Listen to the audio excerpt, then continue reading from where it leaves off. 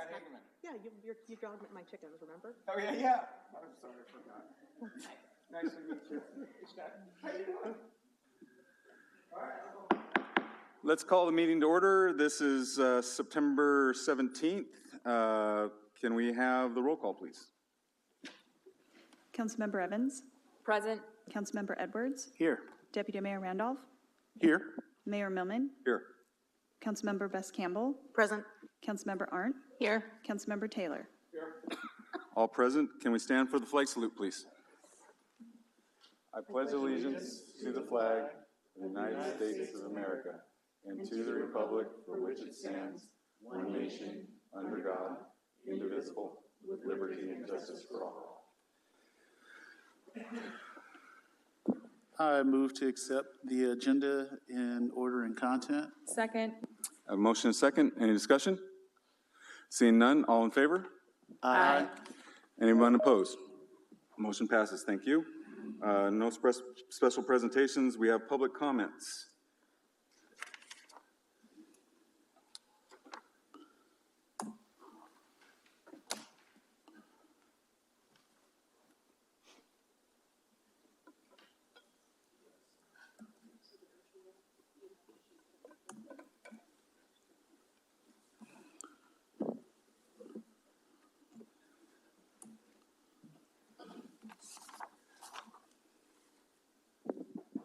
Okay, we have several in-person public comments. We have one virtual. Why don't we start with the virtual, if she's ready. Katie Wilson? Yes, hi, can you hear me? We can. Excellent. Thank you. Yeah, so my name is Katie Wilson. I'm the campaign coordinator for the Transit Riders Union and help to coordinate the Stay Housed, Stay Healthy Coalition, which is a county-wide coalition of over 50 organizations that have been working for several years now to support stronger protections for renters in jurisdictions around King County. I just wanted to applaud the consideration of renter protections that is on your agenda tonight. Renters across the county, including in Woodinville, have been struggling with very high rent increases over the past few years, and there's been a lot of displacement and housing insecurity, some of which can lead to homelessness. And so anything that you all can do to provide some stronger protections for renters, including longer notice of rent increases, limits on move-in fees, limits on late fees, anything you can do is really helpful, will help people to stay in their homes, will help to keep communities stable. So we're standing by to help support in whatever ways we can. Don't hesitate to reach out. And again, thank you for considering this. Thank you. Thank you. When I call your name, please come to the microphone and state your name and whether you live in the city limits, and you'll have 3 minutes. First is former Mayor Scott Hageman. Well, thank you. It's a pleasure to be here, absolutely. And this wonderful space that we've got here now, oh man. I was just talking earlier about old schoolhouse. That's where we used to meet, 3rd floor in the summer, throw open all the windows, sit at the student desks, and this is so nice. So I appreciate all the things that you guys have done. You know, I was on the council for 20 years. We worked pretty hard at building this place for you, and you're doing wonderfully well, and we're very happy the way things are going. The main thing I wanted to talk about is kind of, I've got the information here that I need finally, and it's related to finding additional parking for Costco. And there's those, I'll just run it by you real quick. The business is up there. I've been up there several times. Of course, I know the manager of Costco because back in the day that used to be a used car lot, and everyone was saying to us when I was on council, hey, we would like to have more shopping opportunities. And we put the big store in downtown, and they were going, oh, how about something really like Costco? And that seemed to be everybody's dream wish. And so I happen to know the people out there that owned the property. It was an old, as I said, car lot, whatever. And hooked them up, bing, Costco's there. So I realize the taxes are not going to us, in terms of revenue, but the citizens are really pleased with that and the shopping opportunities, and that was what it was all about. So in terms of the information I needed, I got, because Costco's, I talked to the manager, hey, we're looking for additional parking for our patrons. And those 2 business parks just briefly up the hill would be a perfect spot because they don't fill all their spots at all. And I told the manager, I said, well, if you can get some spots up there for your employee parking, that's going to open a lot more spots for your business. And that's like a win-win, which is when I was on council, I was always looking for that. And they would probably pay them some additional funds for the parking spots that they're not using. And then Costco would have additional parking spots for their customers to come in. So I appreciate your support in that. I think that's where we're going now. I got the information I need, and we'll take it from there. And again, I appreciate, I almost feel like crying.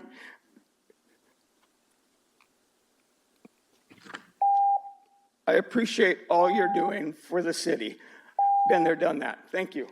Thank you very much. Rosa Antoine. Good evening. I'm Rosa Antoine. I live here in Woodinville. I like it very much. And I'm very happy to hear that you are going to consider rent control. When I lived in California, we had rent control. And so you didn't get surprised by really outstanding increases. People kind of did them more normally, is what I call it. But unfortunately, the pandemic apparently knocked it out. I talked to a friend down there today, and she said, yeah, they wiped it out with the pandemic. So we're past the pandemic, I hope. And I hope that you will give serious consideration to having rent control, because when you're on the short end of the money, when you're retired, it's a little scary. I had last year $100, then $500, and then they wanted to stick another $500 to me. And it was like, wait a minute, I can't do this. So I did do a little begging and got $100 knocked off of it. And I'm surviving, but I don't know what I'm going to do if it goes up very much more. So yeah, I'm very happy to see you considering this, and it is important. Thank you. Thank you. Alex Campbell.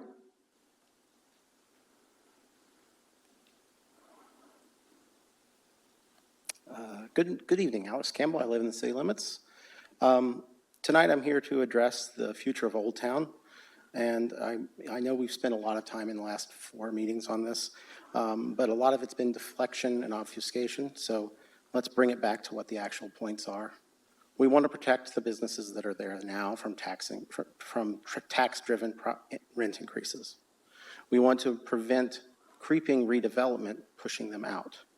And those are really the 2 things. And many of you have said that you are supporting small businesses. So if that's true, you should be happy about tonight's agenda item. What I'm speaking of is agenda item 9.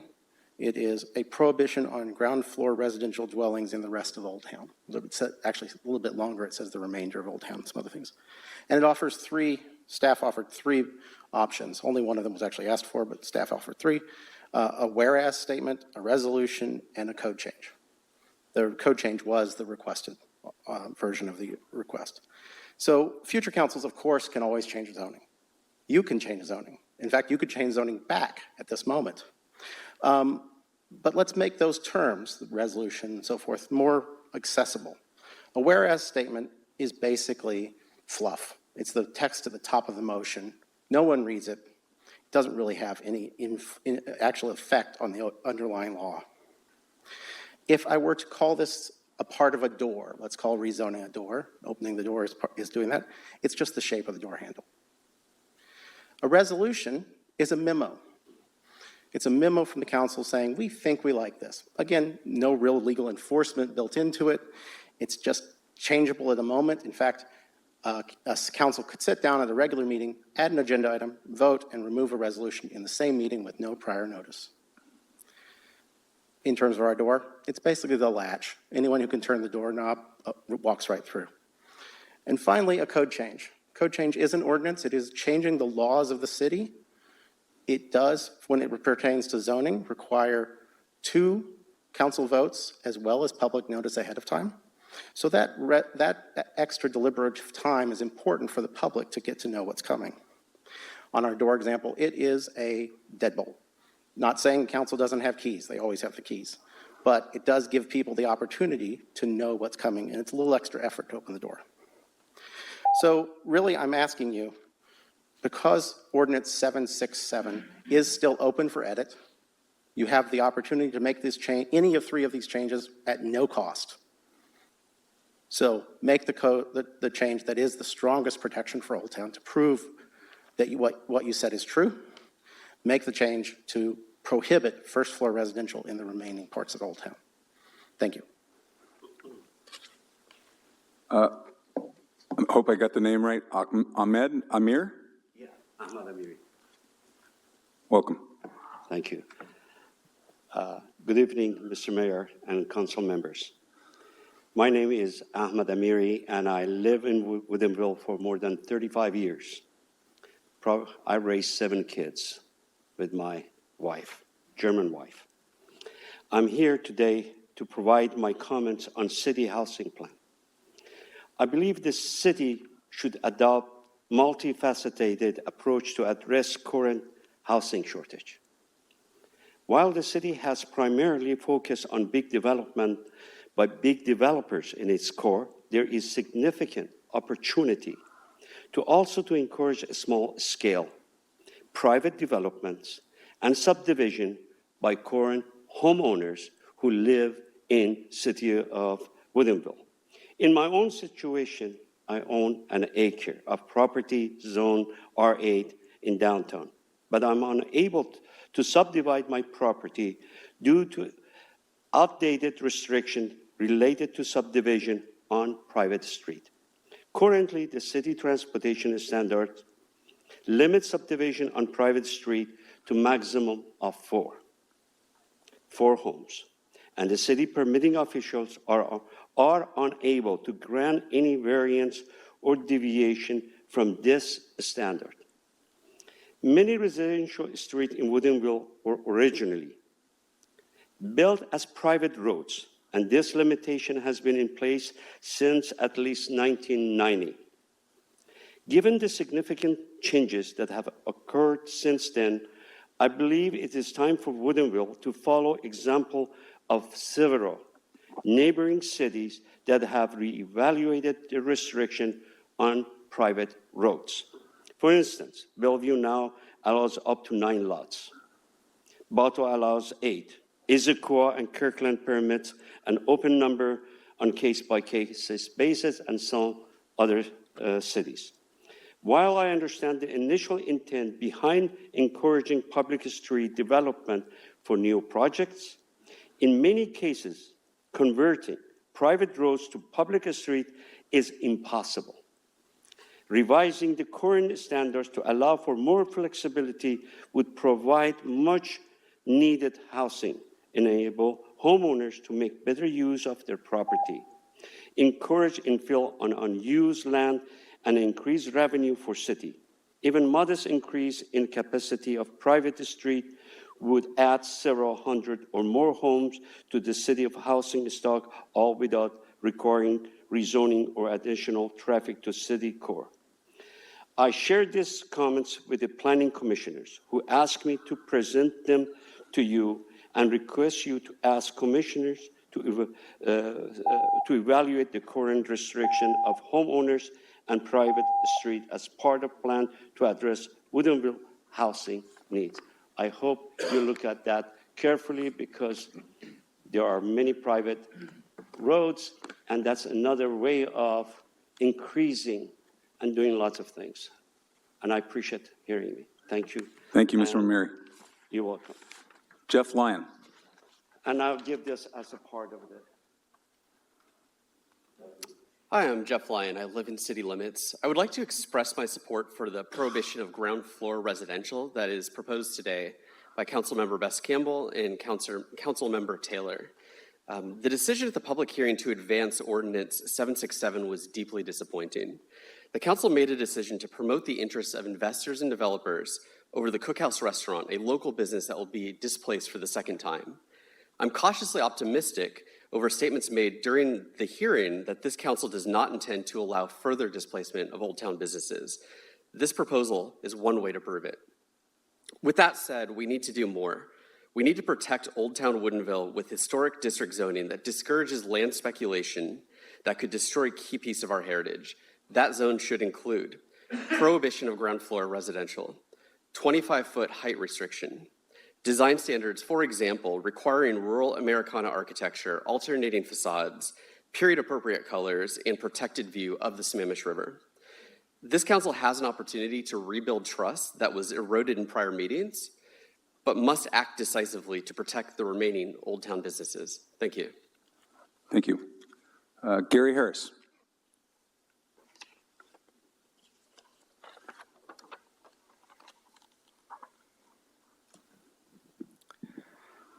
Gary Harris. I live within the Woodinville city limits. I want to talk briefly about two items tonight. First item that I want to address is the Old Town, the changes in zoning to not have retail on the ground floor, the prohibition of ground floor residential.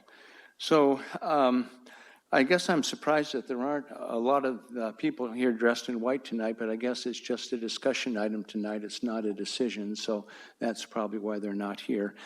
But I feel similar to a couple of folks that have already spoken that there's no reason, or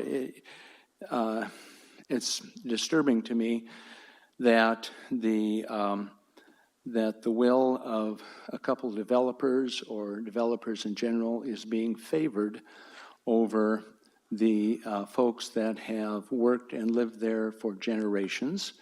That is their income, their livelihood, their career, and just summarily throwing them out, I think, is extremely wrong and short-sighted.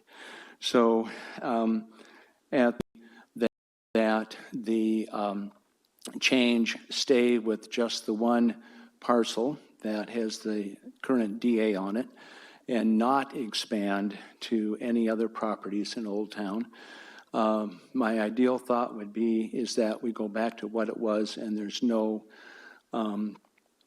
ground floor residential in Old Town at all. My second topic is regards a postcard that you probably all got from WashDOT regarding a fish enhancement, combining a couple of streams, and of course these streams flow into the Sammamish River.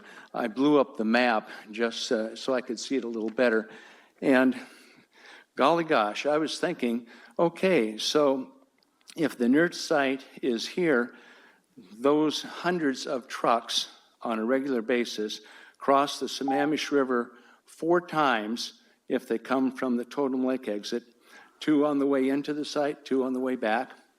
They cross the Sammamish River twice if the trucks come from the north, from 522, once on the way in, once on the way out. So, holy cow, if the city is spending, or the county is spending hundreds of thousands of dollars, I don't know, $1 million, I haven't seen a price tag on it, to enhance fish passage, and we are going to allow hundreds of garbage trucks to drive that every day, spewing fuel and fumes. I think that is really, well, I'll say it's stupid. Allison Farmer.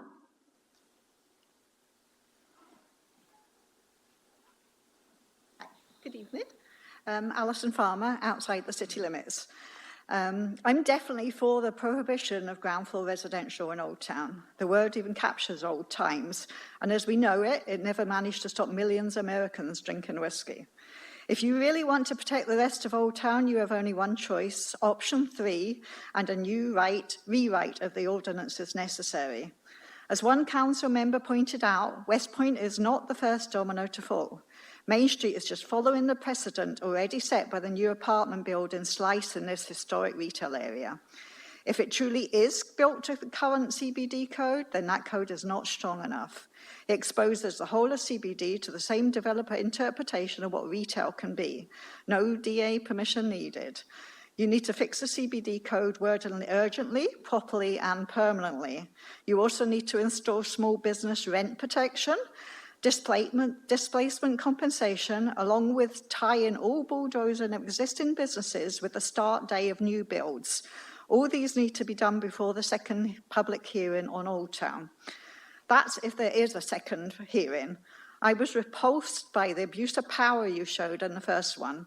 A democracy is hearing all voices, and a public hearing is designed to listen to them. Yet you came to the meeting already decided, ignored the 11 comments against the code change, along with a room full of supporters. You ignored your volunteer planning commission.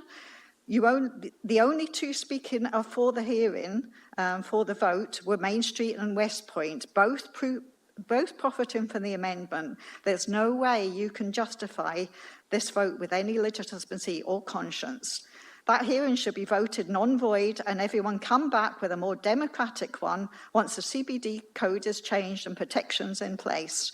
When we do come back, let's not scare, confuse, intimidate, and lie to our minority community when they come to ask for help.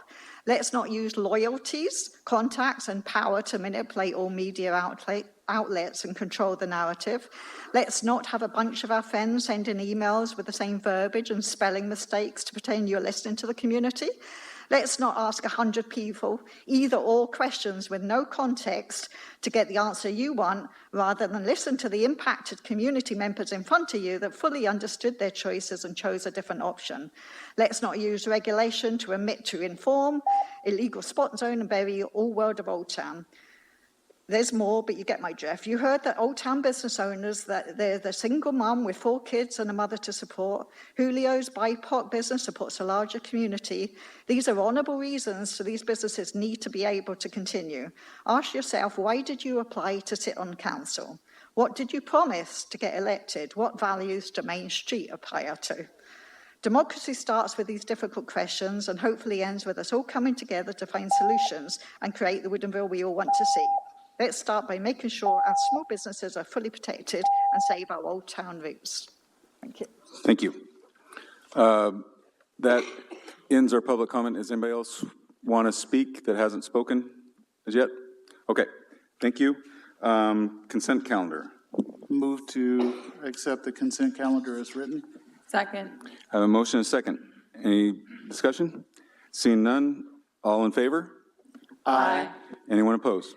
Motion carries. Thank you. That brings us to our first business item number 8, tenant rental protections. All right. Good evening, Honorable Mayor and City Council. Tonight, I will be reintroducing a discussion item for tenant protections. For context, Council discussed this item in fall of 2023, but given that it was anticipated to be addressed through the state legislature and there was an ongoing lawsuit with the City of Kenmore, it was deemed best to pause discussion before moving forward. While both of those are still true at this time, there is some additional clarity available that can help guide this discussion. So for background, this chart is part of the Housing Action Plan that Council adopted last May. The Housing Action Plan showed that housing in Woodinville has become increasingly expensive in recent years, while income between 2010 and 2020 went up 37%, the median rent went up 70%. Kind of shows the sort of dramatic increases that are occurring in the area. While additional units are coming online in the future, tenant protections can be looked at as an immediate way to address some of the challenges that were raised by the HAP. So this past legislative session, we kept an eye on HB 2114, which would have addressed many of the goals discussed by council and helped mitigate fear of legal challenges. HB 2114 had a wide range of protections included, and we expect to see some form of this come back in the 2025 session. Tonight, the staff recommendation leans to the modest items of this included in the legislation that could be perceived as having the highest chance of making it through the state legislature going forward. While this bill passed out of the House, it did fail in the Senate, but it failed in the Senate Ways and Means Committee. But protections range from limits on rent increases to extended notification periods, as well as several other protections included. So now looking at what we can do as a city to help mitigate this, ARCH is able to help provide guidance on this topic. In 2022, ARCH put forward 3 recommendations of tenant protections that many cities in the area have adopted in various forms. The full list of ARCH renter protections can be found in attachment 1 of your agenda packet. On August 14th, 2023, the Washington Business Properties Association filed a complaint. On August 14th, the Washington Business Properties Association filed a complaint for declaratory relief, alleging that the City of Kenmore's tenant protections were preempted and violated their First Amendment rights. Last night, Kenmore City Council considered a settlement agreement stating that if they remove their just cause eviction and unfair or abusive acts ordinance, the WBPA would drop the lawsuit. Council ultimately agreed to the settlement and will be revisiting this item in the future. The just cause eviction requires a landlord to show just cause for tenant evictions, which mirrors state law just cause provisions. However, Kenmore's ordinance removed the state law exceptions that allows evictions without just cause for certain rental agreements between 6 and 12 months that expire within 60 days. The unfair or abusive acts ordinance prohibits a landlord from unfair, abusive, or deceptive acts. And we also have Jeff Ganson on the call to answer any additional questions about the legal process associated with that lawsuit that I might not be an expert in. But given that the outcome of the Kenmore trial and the 2025 state legislative session could bring statewide changes in the space, staff is recommending, like I said, a modest entry into the tenant protection space that council can always expand upon going forward.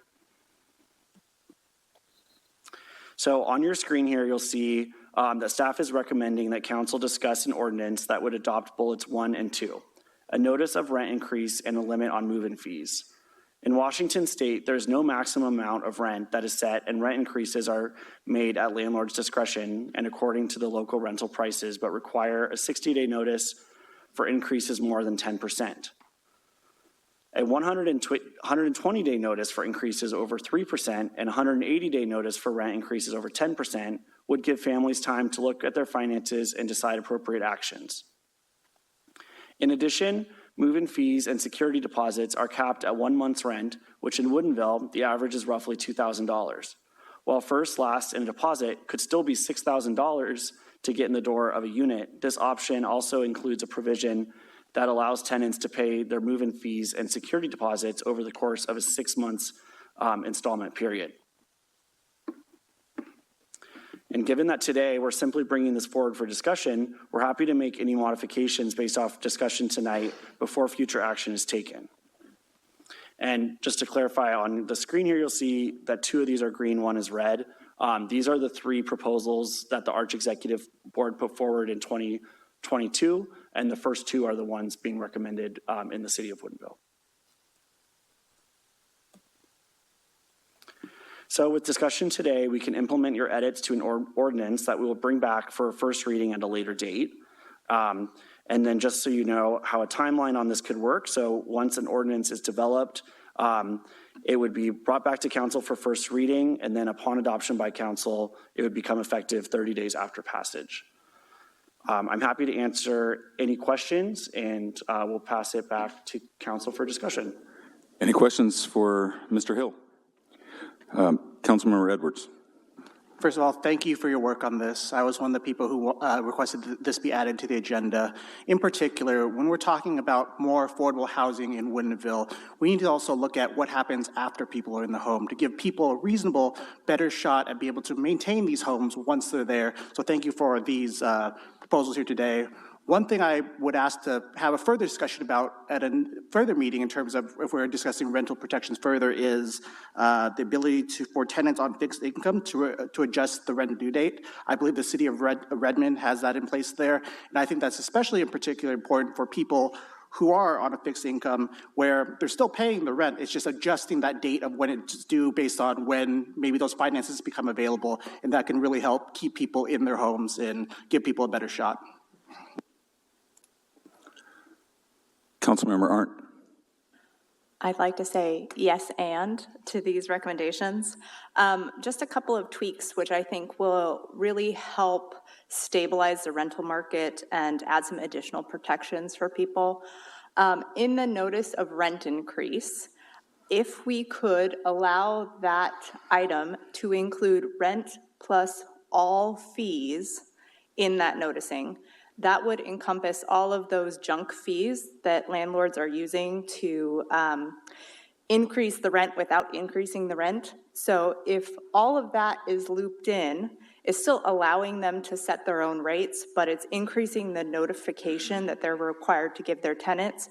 And that helps keep pricing honest because everyone knows exactly what it's going to cost, and it gives tenants who really aren't able to afford that increase more time to find new accommodations. I would also add consideration of a notice of non-renewal. Right now, the state allows or requires 60 days. So if you have a fixed term lease, you have a 1-year lease, and your landlord has no intention of renewing your lease, they have to provide you 60 days notice that, hey, I'm not going to give you a new lease. If they were increasing your rent, they would, under this new requirement, they would have to give you a much longer lead time to find a new accommodation. So I would suggest that we would consider a longer lead time on that notice of non-renewal. They could still not renew your lease, but they would have to provide you that longer time, which we're seeing over and over, that residents are they're needing more time to find accommodation, just given how tight the rental market is in the area. So these are minor tweaks, which I think will really help stabilize and don't require a whole lot of management from the city end or from landlords themselves. This is just notification.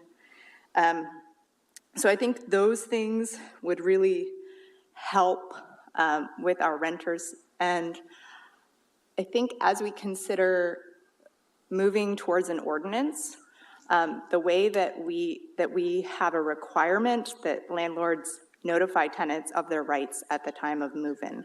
So the city could put together, a little one-page, here are your rights, tenants get it as they move in. And that helps keep everyone honest. We all know the expectations, and it's very easy for people to know, what should I see? What should I come to expect? And in discussions that I've had with landlords even, the majority of small landlords that I know, they have some sort of service that they use, a legal service, a renters association, something that is helping them put together these documents for them. So things like this are very common, and they're easy to come by and easy for them to manage. So even the smallest landlords should be able to achieve those things. Councilmember Best-Campbell. So a couple questions. I'll get them out so you have time to answer them. One, when rental protections was in Senate Ways and Means, what was the sticking point? Was it the cap of was the number of the rent increase that they were sticking with, or was it the cap at all? So that's one. Two, what does the enforcement mechanism in Woodinville look like? So let's say, for example, we have this 180 days, someone gets a notice that's under 30 days. Who do they call? And then what is the penalty to the landlord? What is our responsibility as a city? Is it our enforcement action? Do we kick it to Arch? And how do people then know who they talk to? It's great to have these protections, but I think it's important for people to understand, if you have a problem, then you should call this person. I'd like to see added to our legislative agenda next year. If we're interested in rent increases, this could be something that we address with our elected officials, that we support it. And we support particularly maybe a level and say more is better and less is less better, particularly given how expensive Woodinville is. So if we, perhaps you can't answer this now what the enforcement is, but what it would look like in terms of who would get this information to people when they're going through these renter agreements, and how do we get this information to all the landlords, in particularly individual homes and townhomes and apartments that people sublease. How do we find all of those people too? So that's the logistics of all this, but I would like to see us support a actual cap on rent. California has Proposition 13 for property taxes. They used to have rent control and they don't now.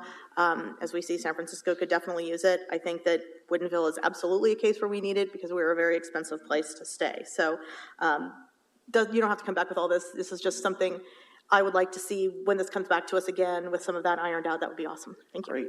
And I can answer a couple of those if I can. So for the first question, it's my understanding that the chair of Senate Ways and Means didn't bring it forward for discussion.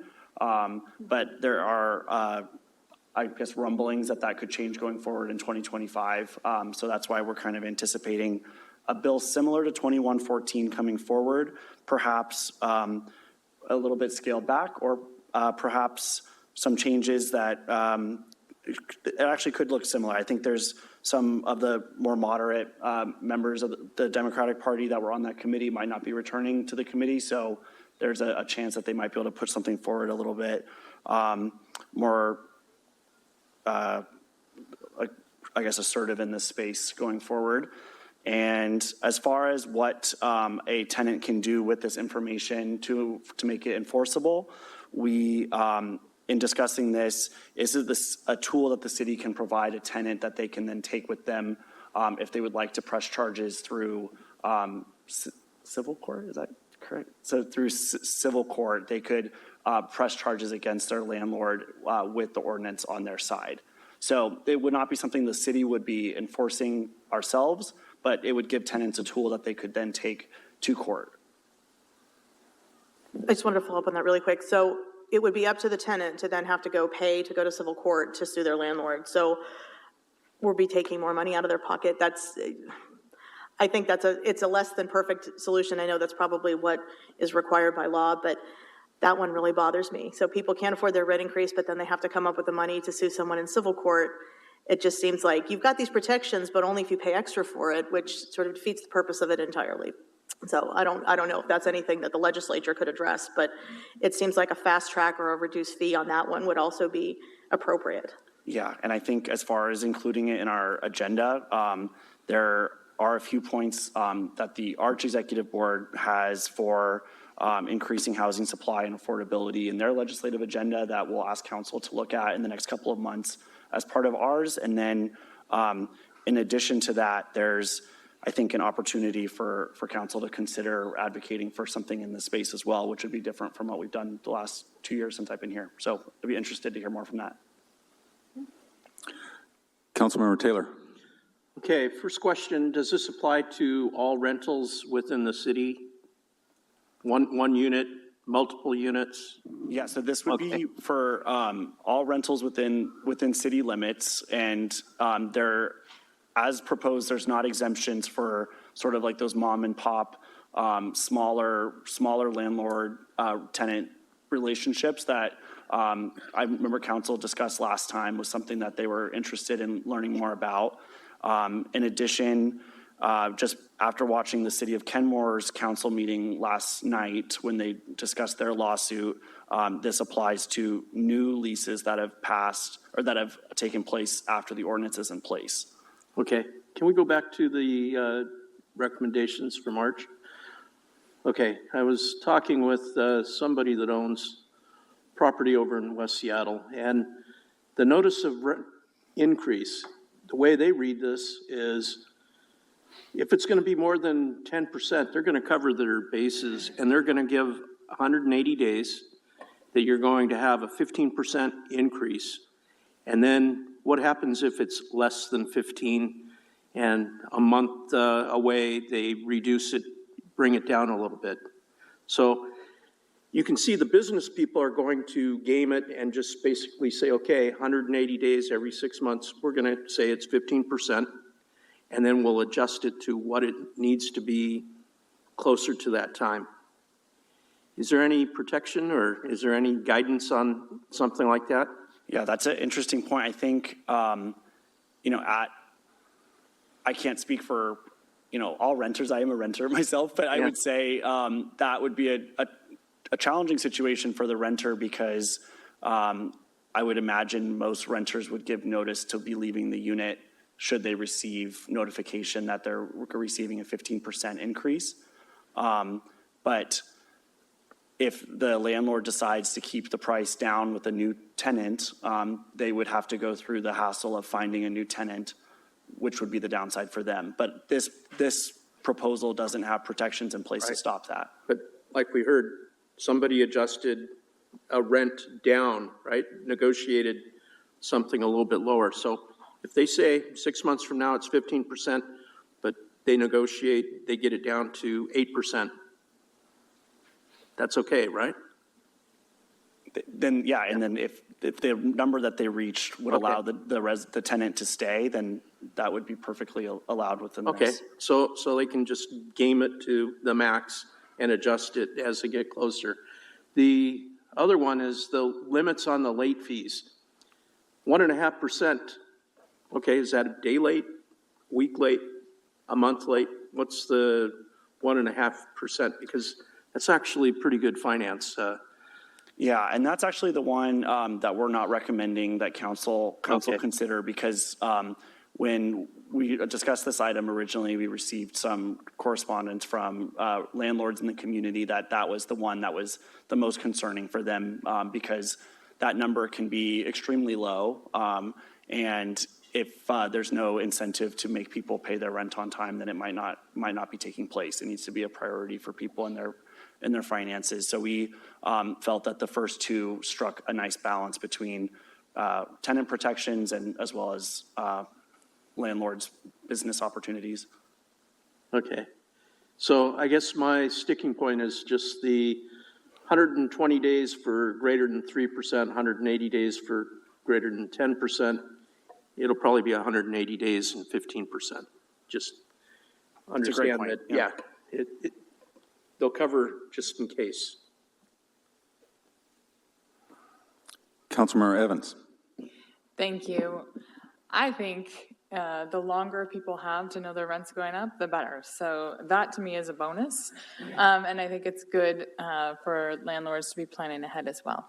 I don't think that the city should take on anything with rent control. I think that would be a huge nightmare, but making sure that we're noticing people to give them ample time to find a new place, make all the arrangements.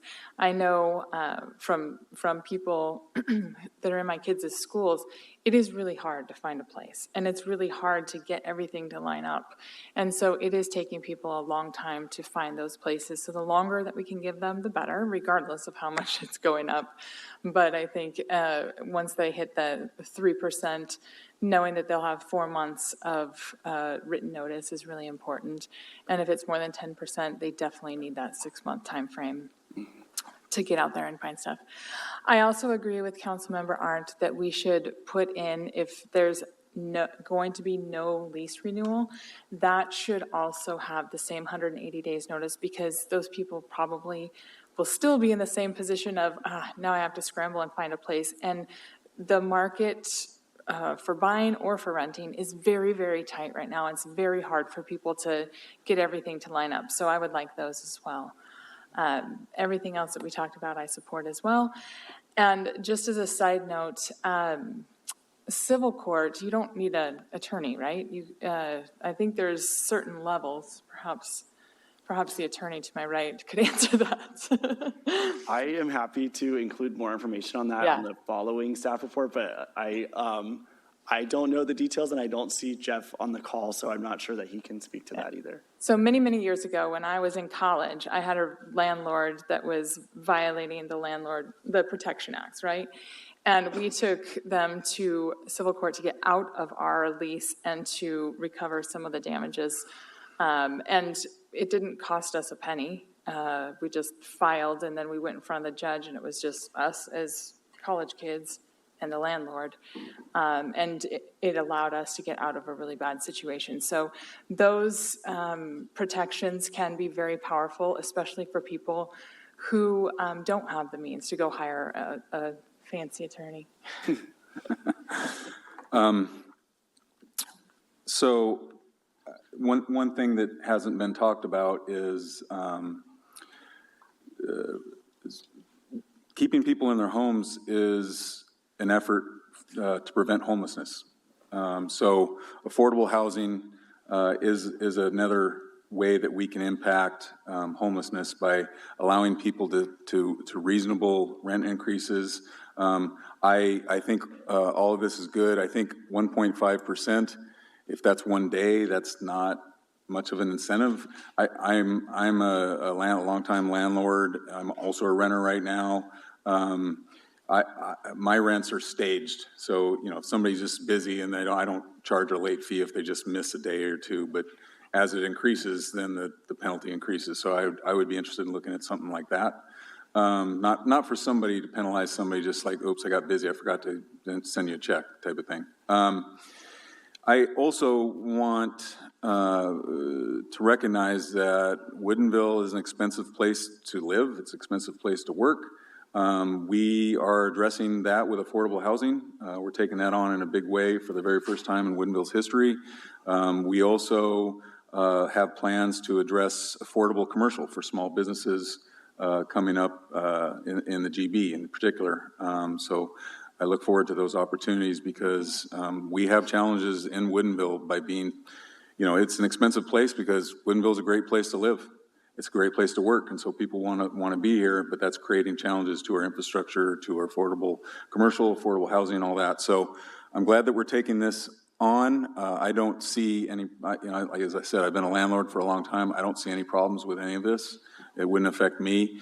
I will push back a little bit on gaming that, if I'm going to charge you 15%, whatever, that, you have to respond to the market too, and I try to be a landlord to my tenants and be honest with them. Like, I can tell you, that, tenants, if you're not good to them, they're just going to move. And I know that there's limitations with that in some instances because the restrictions on availability, but there is a market component to actually treating because a landlord is a small business owner and treating your customer well. And when I have a good tenant, I treat them well because they're a good tenant. And so we need to recognize that. So I look forward to some more discussion on this. And Council Member Edwards, I think, has something to say.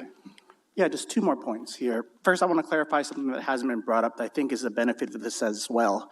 We talked about civil court as a way to address issues, but one thing that this does, it adds a way for tenants to self-advocate, because let me tell you this, landlord attorneys aren't cheap either. They don't want to go to court either. So it gives tenants a way to be able to advocate for themselves. It may not always work out, but it gives them another path to, when their rights are being violated, to be able to advocate at least, to have their rights upheld.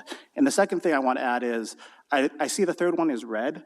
I would love to have a discussion about it still at the next meeting. I'm not saying it's going to be there in terms of my vote, but I would like to discuss it, because when it comes to late fees, when someone's already at the late fee stage, it's typically because they can't pay their rent. So adding more fees to that, to a higher level, isn't going to help them in a lot of situations be able to pay the rent. It may lead to them being unhoused because they get more and more additional fees added onto it when they're already struggling to barely make that rent. So I'd at least like to have that discussion to see where that goes. Councilmember Arndt. I would just second that point on the late fees. I'd love to have that discussion because, again, the idea here is to stabilize the housing market and keep people in housing. And so we don't want to push them out with late fees when the idea is really to get them to pay their rent, and that is a struggle in and of itself. And I did have one more point that I forgot the first time around, sorry. Not requiring social security numbers. Landlords should be able to ask, but they should not have to require a social security number for rental agreements. That is something that unincorporated King County has, so it's not a big stretch to bring that requirement here into the city.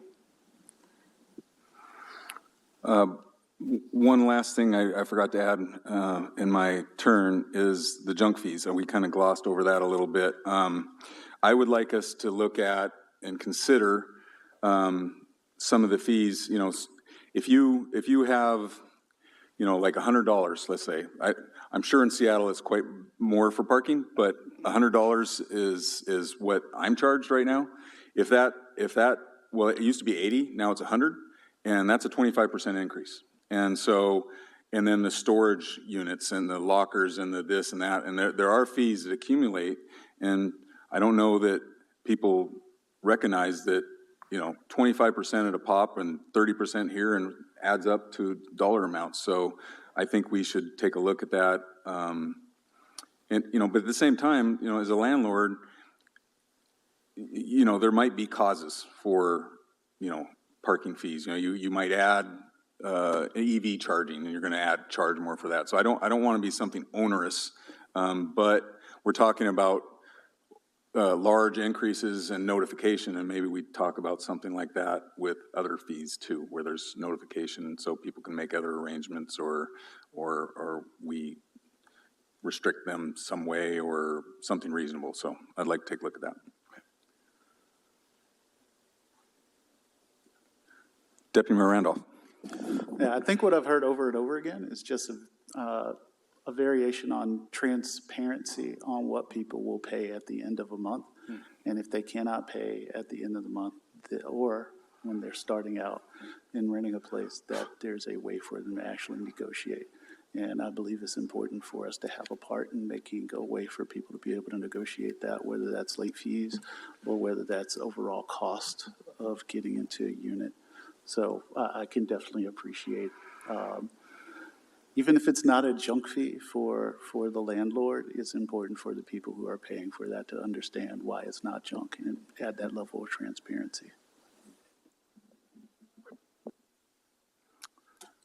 Any further questions, discussion? Did you guys get what you needed to think for the next? Thank you. Thank you for the presentation. Business item number 9, prohibition of ground floor residential in Old Town.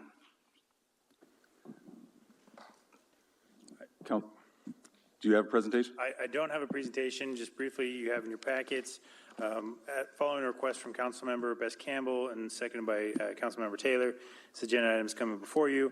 We've got kind of 3 different possible options for council consideration if the intent is to capture, if the goal is to capture the intent of council around protecting Old Town.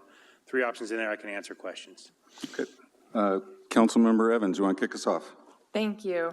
So given the fact that the CBD code already prohibits ground floor residential on public-facing roads, and that we cannot bind future city councils with a motion nor an ordinance, while also wanting to memorialize the intent of council, ensuring that it's on record and following the recommendations of the city manager, I'm making a motion to direct staff to amend ordinance number 767 with the additional modifications from recommendation number 1 in the staff report to be included when it comes to council for the second reading and adoption. Do I have a second? Second. I have a motion and a second. Councilmember Evans, as the maker of the motion, you have the floor. Yeah, so I think that we've made it clear, 5 of us were not on council when this originally was voted for. And we've made it clear that we would not have supported what was originally put there because the 1,600 extra trips per day cannot be supported by that infrastructure. I think that we've made it clear that we're not really interested in other changes there, and that the reason that we made that change was because we wanted to protect all the businesses and residents around there. And so, you know, the code already says ground floor residential is prohibited unless there's a DA. We cannot keep future councils with an ordinance or a motion, so we can put our intentions out there and make it known, and then it'll be up to all of us when new developments come before us to, make sure that we stick with it. Councilmember Best-Campbell. So the code doesn't say prohibit first floor residential, it says require first floor retail. And in my mind, there's a stark difference between prohibiting one and requiring another. So we do have first floor residential in Old Town now. We just passed the first reading of an ordinance that allows it. All we need is an ordinance that changes what Old Town says, and voila, we have first floor residential. What I'm recommending and what I'm suggesting, if what I heard in the last meeting is true, that everybody wants to save Old Town, what I'm suggesting is we are showing faith through our works. Faith without works is dead. So if we say we want to protect Old Town, then we say the remainder of Old Town, we're going to prohibit first floor residential. And that means if a future developer comes in and asks for the same deal that Main Street received, we say no, because we can point to the code and say, no, we've memorialized what our intent is. I think prohibit is the word that we need here. Code can be changed. And what's being said here is, well, we already have this protection, but we don't. We just saw a code change. So I think that anything short of saying prohibit first floor residential anywhere in Old Town is falling short. Yes, this is about protecting the business. And once again, we're hearing, but what about this monstrosity that would never get built? That's the excuse we're going to use instead of arguing the point that's in front of us. Is a townhome development what we want in Old Town? That should be the discussion we're having, not creating a boogeyman somewhere else and saying, but what if a project that, by the developer's own words, would never be built?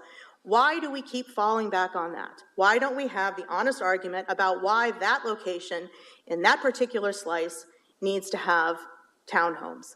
I think that protecting the rest of Old Town is the least we could do, considering we had 100 people here, and to their face, you said your comments don't matter. We're going to do exactly what Main Street wants. If you want to have townhomes all through Old Town, then change the code to allow it. But I think that a prohibition of further development should be said so that when a developer does come back to us, we can point to the code and say, we promised the community we were going to save it, and therefore we're going to. Councilmember Arndt. Okay, I have some questions about the options here because, okay, I guess we're in discussion time here. I supported the motion because currently we have a requirement in our code for ground floor retail facing public streets, which pretty much describes the entirety of Old Town because of the way the road is structured. It is all facing a public street within a very short distance because of the depths of the lots. So that, to my understanding, is saying that existing ordinances are already protecting those businesses from having ground floor residential unless we would consider a development agreement. And in my view, that would come before the city, it would come before council, we would invite public comment, we would hear from people. If we passed any sort of additional standalone resolution, it could be changed in exactly the same process. It doesn't offer any additional protection at all. And in fact, I would argue that it doesn't actually protect the existing businesses in any way because it doesn't protect them from redevelopment, which is really what the issue is for those businesses that are currently there. It actually won't matter to them at all if you redevelop their property and put residential or retail on it because the redevelopment itself would impact their business. So I think in this instance, that is why I'm supporting this resolution, because it does memorialize our intent to not add additional ground floor residential to what is already there in Old Town. And I would like to see the council, and I know that there are things just starting to come into motion now to figure out ways for us to actually protect the businesses that are there. We just talked about renter protections for individuals and their homes. Well, we could talk about ways that protect businesses who are leasing property. We could talk about ways of preserving some of the historical buildings. Requiring historical facades on new development does not protect historical buildings that are already existing there. So I don't see any sort of ordinance offering any additional protections or addressing the underlying cause of the business's concern, which is why I think just a statement of our intentions is enough for this, and then move forward on some concrete actions that we could take to protect the small businesses that are existing in Old Town and the other parts of our CBD. There's lots of businesses that are worried about being displaced, and I think these things are relevant across our city. Councilmember Taylor.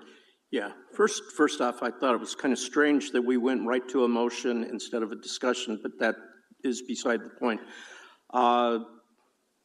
My point, I think, is along taking up with Councilmember Arndt, and that is we have created a monster with the apartments everywhere in town and kind of dictating apartments and everywhere, and it's destroyed our garden center. It's taken out a lot of retail around downtown.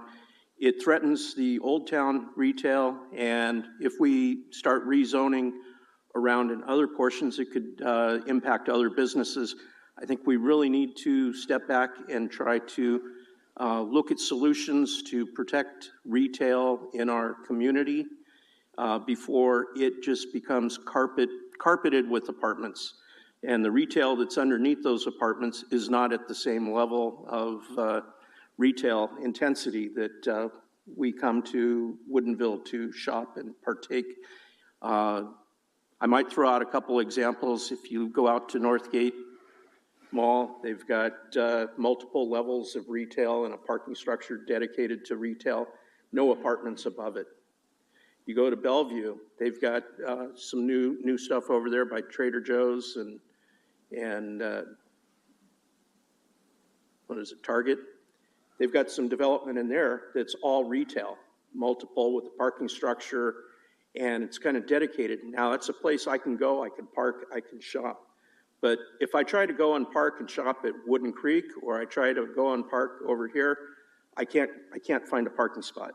I'm not going to spend time and spend a dime in Woodinville. So I think we really do have to take a look at how we protect business in Old Town, but also in Woodinville before we start losing a lot more along the way. Thanks.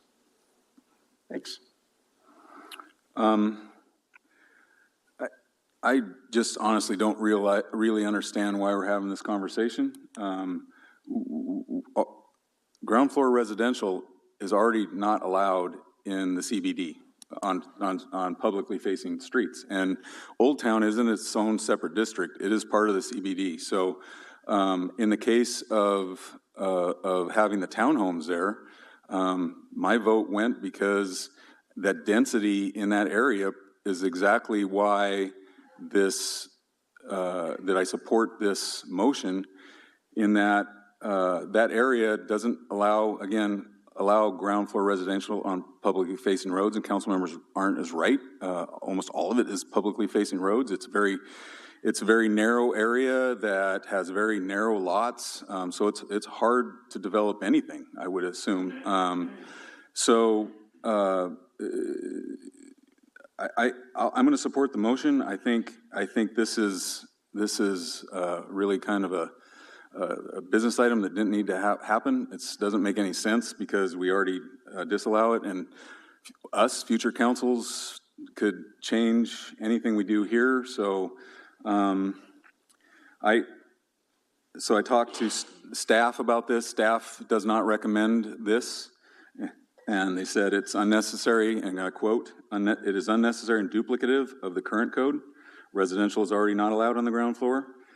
Further, staff states that the shallow lots in Old Town are prohibitive, and that's kind of what Councilmember Arndt and I just stated. Our city attorney has stated that he doesn't support this change in the code there. It's unnecessary. Quote, he's against it. It's unnecessary, redundant, and adds ambiguity where ambiguity is not needed or advised. I don't really understand why we're having this conversation. I'm actually proud of council for stopping a 7-story apartment building. A 7-story apartment building with 1,600 extra trips. Point of order. Let's not call it a 7-story apartment building. Can you put that on screen, please? Cleared that up. It's not. That's not a point of order, but I have. Well, it's a lie then. It's a point of order is if you're going to point to a rule being violated, and that's a point of order. That is not a point of order, council member. I have a rendering that we could put up on the screen, please.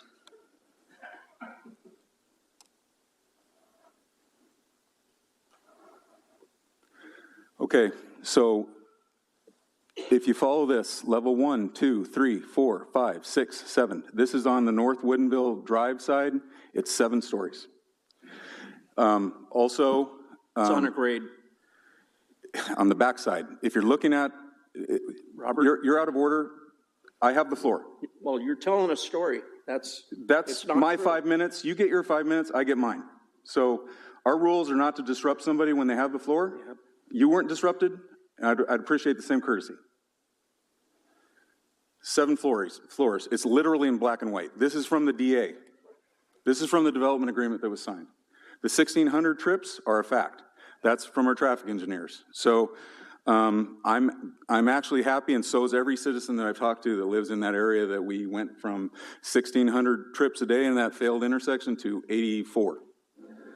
So I will be supporting the motion that's on the floor.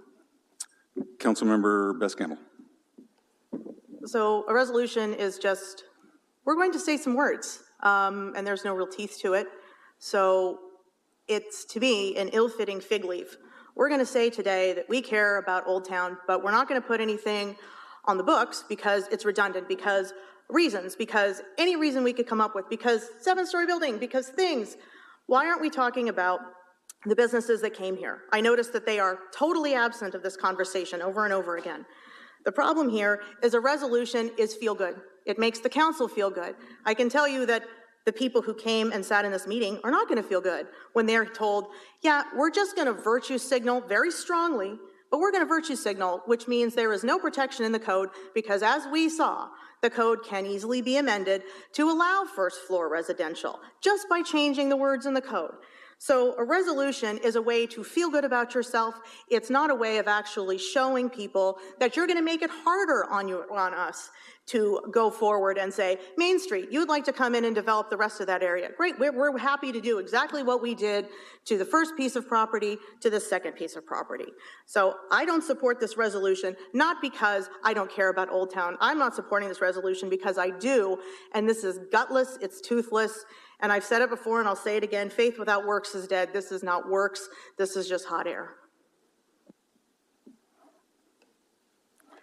Any further discussion, comments? Deputy Mayor Randall.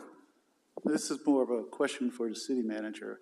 I think a couple of people have already pointed out that Old Town is actually part of the CBD. What is the process to make Old Town a separate zone or a separate business district?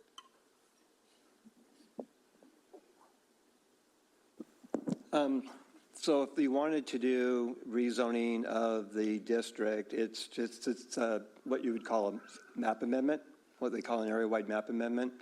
And basically, this goes through a process of amending the comprehensive plan, first to support whatever zone that you're going to have in its place.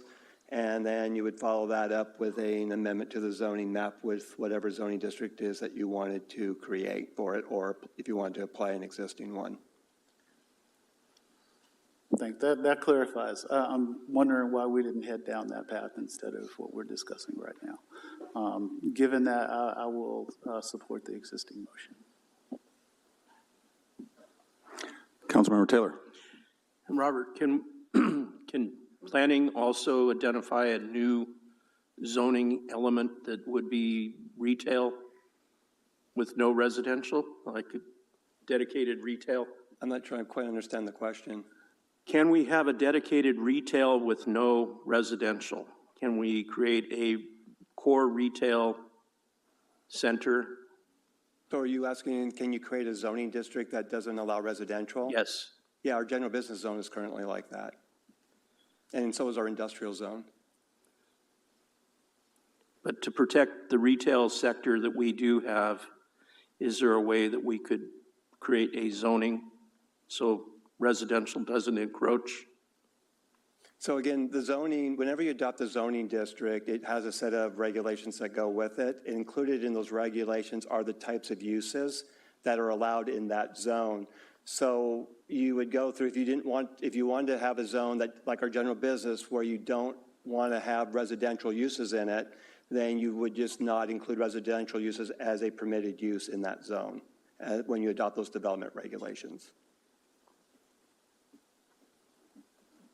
Do we have such a zone right now that's in the downtown core retail? Well, the general business zone, which is in that downtown area, does not currently allow residential. Could that be extended to Old Town?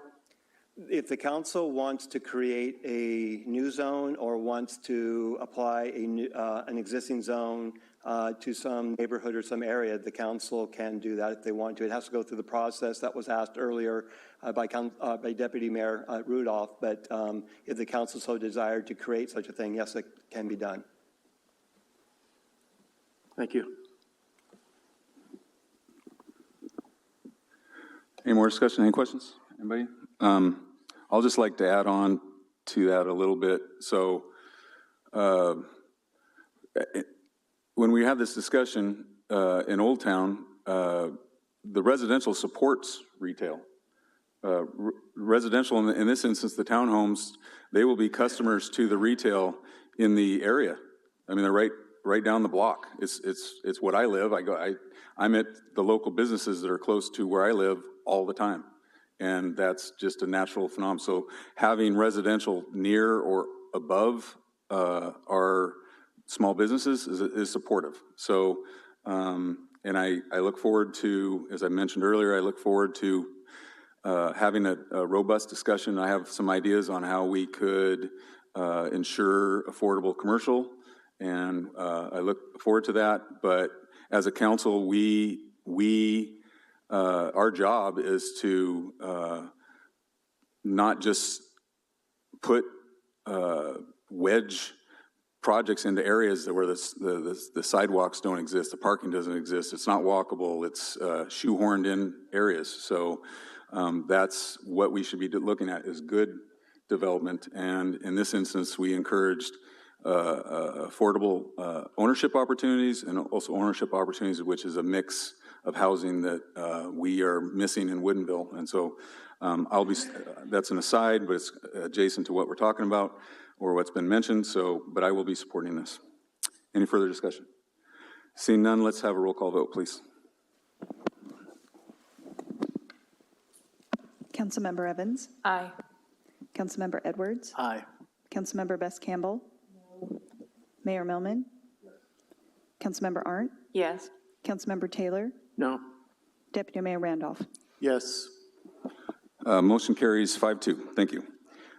Business item number 10, appointment of special member to King County Landmarks and Heritage Commission. Thank you, Mr. Mayor and Council. I don't have a presentation for this item either this evening. I think all the information, the pertinent information, at least for this stage of the conversation, is included in your council packets this evening. As mentioned, and just to run through the basics of why we're having the conversation, the city of Woodinville has, through an ILA, a relationship with King County Landmarks Commission, whereas that body acts as our Landmarks Commission, with the addition of a local member when any business comes before that entity involving property located in the city of Woodinville. Obviously, this doesn't happen very often. We have four designated landmarks within our city limits, all of which have been preserved and to this day are protected. So very rarely do we deal with this issue, the last time being on the adjacent project when the fourth and the only, at that point, unprotected site at the old Woodinville School was developed into the project we know today. So it's been a number of years since any business has come before the Landmarks Commission. We did receive notifications, attachment 3 in your packets, that there is possibly an application coming for an additional site, to designate an additional site in Woodinville in the imminent future. Accordingly, it would be prudent for us to appoint, to make sure that we have a current appointment to that Landmarks Commission as our local member designee. The incumbent in that position has served in that for many years, and by our own code is no longer eligible after serving the maximum 6-year term, 2 terms, for a total of 6 years. An application has not been submitted, but when it does, it will start the process, at which point we would likely want our own local member designated on that Landmarks Commission. They can take action and conduct business without that member. I think if there's business in the city limits, my recommendation, of course, would be to have that member there. I don't have a recommended process or even a person to recommend for that. That, of course, falls to council per our code, designated or appointed by the mayor, confirmed by council. There is any number of processes, as council is well aware, that we've utilized in the past for filling similar vacancies on different commissions or appointments. So really, it's a discussion item, a beginning discussion item, a suggestion that we start working on this, because if an application is coming, I think we want to be ahead of that curve instead of behind it. Thank you. I'll kick us off. I have a couple questions. So when this came to our attention, I was looking at it, and it's kind of unusual that it has some language who's eligible to be our representative. Do you have that handy? Also, I guess that would, the language would speak to that, because I did see that there's 2 consecutive terms and limited, and then you're not eligible any longer. Is that That's correct. So our code section, WMC 2147030, describes the qualifications. Again, the appointment process is pretty vague in here. Shall be appointed by the mayor of Woodinville, subject to confirmation by the council. The special, and I think this is really the operative qualification, other than the term limits that you mentioned, Mr. Mayor. But A is the special member shall have a demonstrated interest and competence in historic preservation. There's no further requirements in there regarding residency or any other things we see for some of our more established and regular commissions or appointments that the council makes. And then there's several provisions, again, as you mentioned, about the duration of the term and how many total years they're eligible to serve in that position. Okay. Thank you. This was not something that was on my radar. I didn't even know we had this representation until it was brought to our attention. I do want to, anybody that volunteers for the city, I want to show appreciation. So if he or she's watching, thank you for your past participation for the city on this. I would, if we're going to do this, if council decides we're going to do this, which I think we should, I would encourage us to advertise this out to the community like we do every other voluntary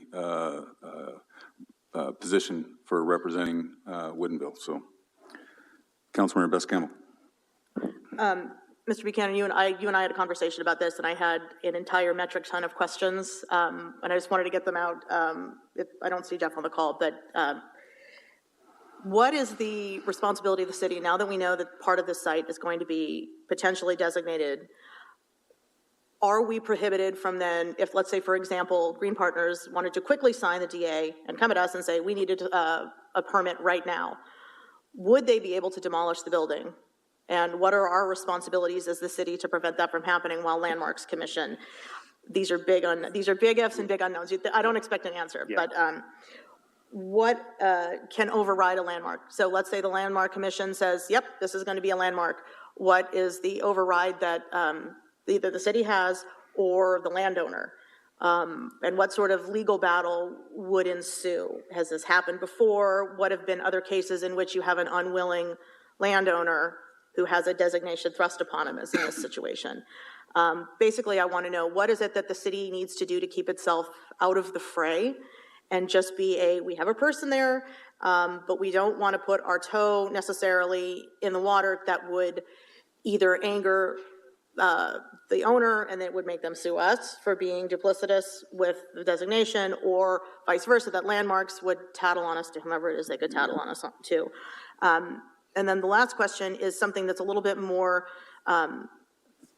mundane, but there is a designation in the code that says that we would reimburse for certain expenses. That seems a little vague. Can we say we will reimburse up to X amount of dollars for transportation to and from meetings? Like if there's a retreat, for example, that the Landmark Commission goes on, I think that would be nonsensical, and for us to pay it, I think would be a disservice. But if we could put some guardrails about how much we can spend and how much we're willing to reimburse, that way there's an understanding that whoever decides to volunteer for this position is not going to have to do it gratis. We will pay you a fair amount, mileage or something like that. But I would really like to dig into what are the things that the city needs to be careful about during this process. What can we do? What can't we do? Are we required to pause all permitting on that site? That's what I'd like to know before we start wading into any of the other weeds, I guess, on this. Yeah, and I think I've got the note. I can answer a good number of those questions. As far as what the city is required to do, the city is not required under our ILA to pause permitting on anything, whether we're aware of an imminent or even a submitted application. I think in your first question, there was a number of questions there. One of them, could, in this hypothetical that you offered, Green Partners, hurry up, get a DA sign, apply for permits, to demolish, all this kind of stuff. Realistically, that's not going to happen in the time frame that this would be considered, right? Once an application is submitted, if I remember offhand, in the materials that I provided as attachments, there's the staff at King County reviews that. If it meets, in their opinion, meets the criteria, they set it for a public hearing. That's somewhere between 30 and 45 days out with noticing requirements. Then after that, they've got, I think, 2 weeks to issue a decision, which has to be provided to all the parties. So that's my point being, that's a relatively quick process as far as government processes go. Certainly faster than what I would, in any case, imagine Green Partners would be able to bring in and process a DA through the city. A sub-question you asked in that was about demolishing. That it would not necessarily be it wouldn't have to be part of a DA. That could be separate from a DA, right? And that could happen sooner than later. There are provisions in the materials that I provided to you that 30 to 45 day notice and that kind of timeline that I went through can be short-circuited if anybody on that commission believes that demolition is imminent and can speed that up. So that's a provision in there. There's some requirements around that again, are mentioned in there. So I think that speaks to the bulk of your first question. The appeal process, again, in the materials provided, if I'm understanding it right, and I haven't had a chance today because we've been in budget meetings for the last 48 hours, to speak with Jeff, who's not available this evening. I believe in reading this that there is an appeal process, but that it comes in properties concerning City of Woodinville locations, that the appeal comes straight to council, that there's not a separate process. And that could be any aggrieved party could appeal that, the owner, the city, anybody else. You had a question kind of about the cities staying neutral, and that, of course, is entirely up to council, right? That the city, via the council approved position, if they desire to take one, could certainly provide comment and its position as a public comment to that hearing process, right? That's why that's partially designed that way. Whether or not the city council wants to establish a position of the city on that application is entirely, of course, up to council. And then what that position is, obviously up to council. So I think that answers that question. The reimbursement for expenses, I would have to get into this.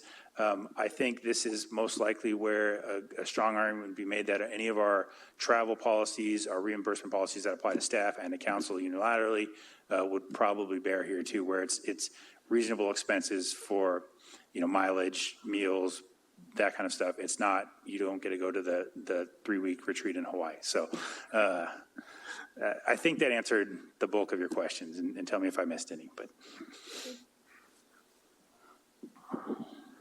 Councilmember Arndt. Just a clarifying question, that there has not been a submission to date. We're just anticipating that one may come. that's correct. Based on attachment 3 in your packets, we believe one is in preparation. Okay, thank you. Councilmember Taylor. Okay, so the charges here, or the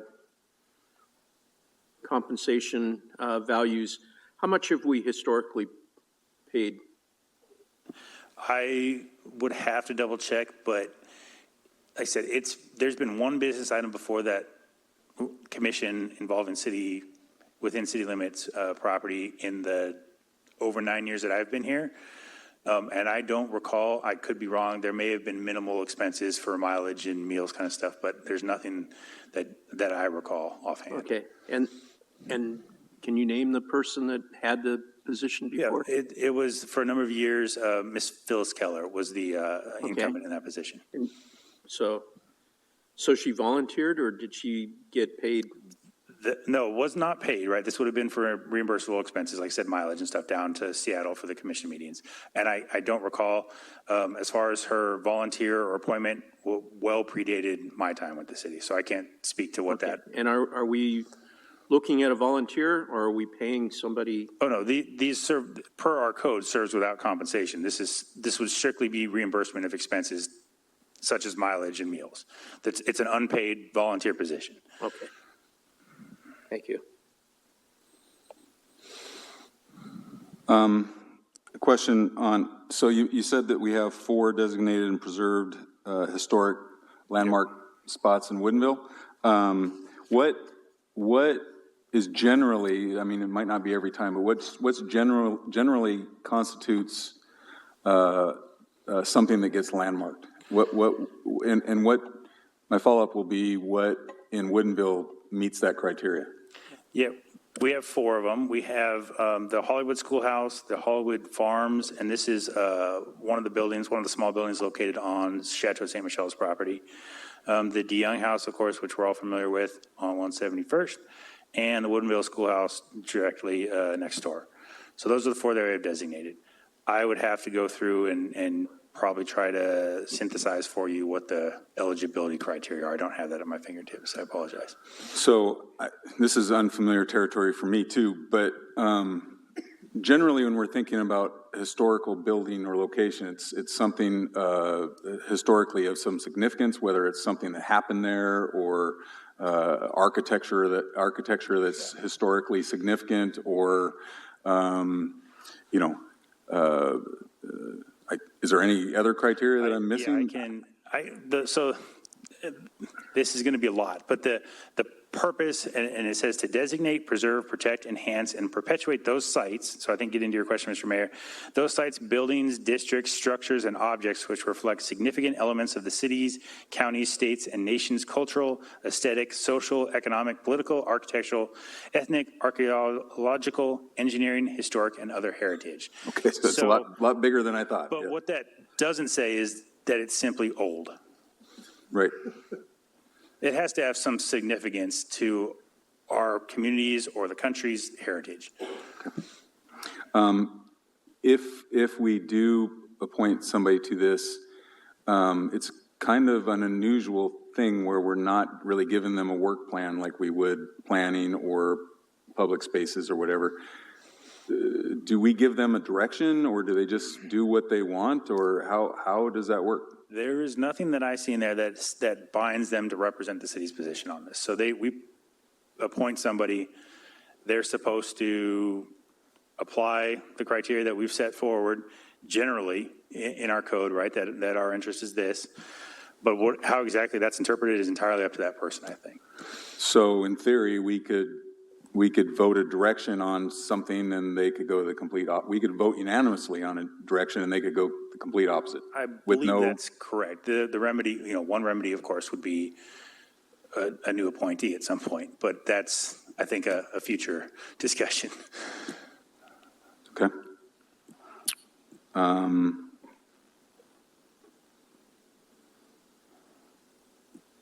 You also mentioned another unusual criteria in this that's new to me is residency in Woodinville isn't required. Is that's how it's written too? That's correct. And I was asked that question by a council member, and nothing in our code or in the King County code that we reference in our ILA or our code, there was nothing that we could find that required residency. Okay, this is new territory, new ground, but thank you. Councilmember Best-Campbell. I just had a follow-up question. You said that appeals would come to council. So the Landmark Commission, if somebody is unhappy, if the developer, for example, is unhappy with the designation, they would come to us. And by coming to us, would that make it quasi-judicial? In what capacity would they come to us? And what would we have to do to prevent any sort of impropriety on that? Because I imagine if there's any landmark designation, it's going to be appealed to us. I would love to have an answer for you, but I think that's going to be a Mr. Gansing question. And again, unfortunately, he's not with us. I can certainly discuss that with him. Okay. Any further discussion? Do you have what you need going forward? Personally, I'd like to see us advertise this out. I think it would be great to get that's kind of the general consensus of council, and I think is certainly in line with kind of the general how we approach these types of appointments. Good. Thank you.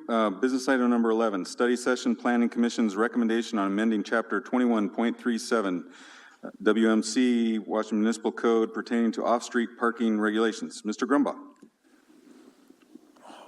I was going to take it and get us out of here in like 5 minutes. But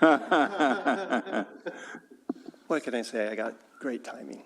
All right, let me go ahead and bring up my presentation.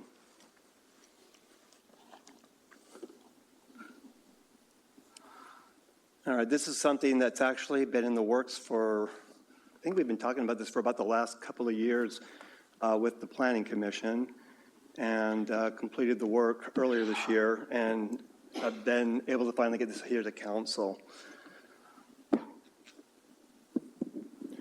All right, as noted, this is the off-street parking. It's a study session. So as I kind of go through this presentation, there are a lot of slides and stuff in here because I want to kind of cover the whole scope of what has been taking place with the Planning Commission's discussions. But do feel free as we're going through this, if you have questions, feel free to stop me and ask any questions as we kind of work through all of this stuff. All right, so let's start out real quick with the why the proposed changes. For some of you who've been on the council for a little while, you may recall we, a couple of years ago, had worked on a comprehensive update of our development regulations called the Unified Development Code.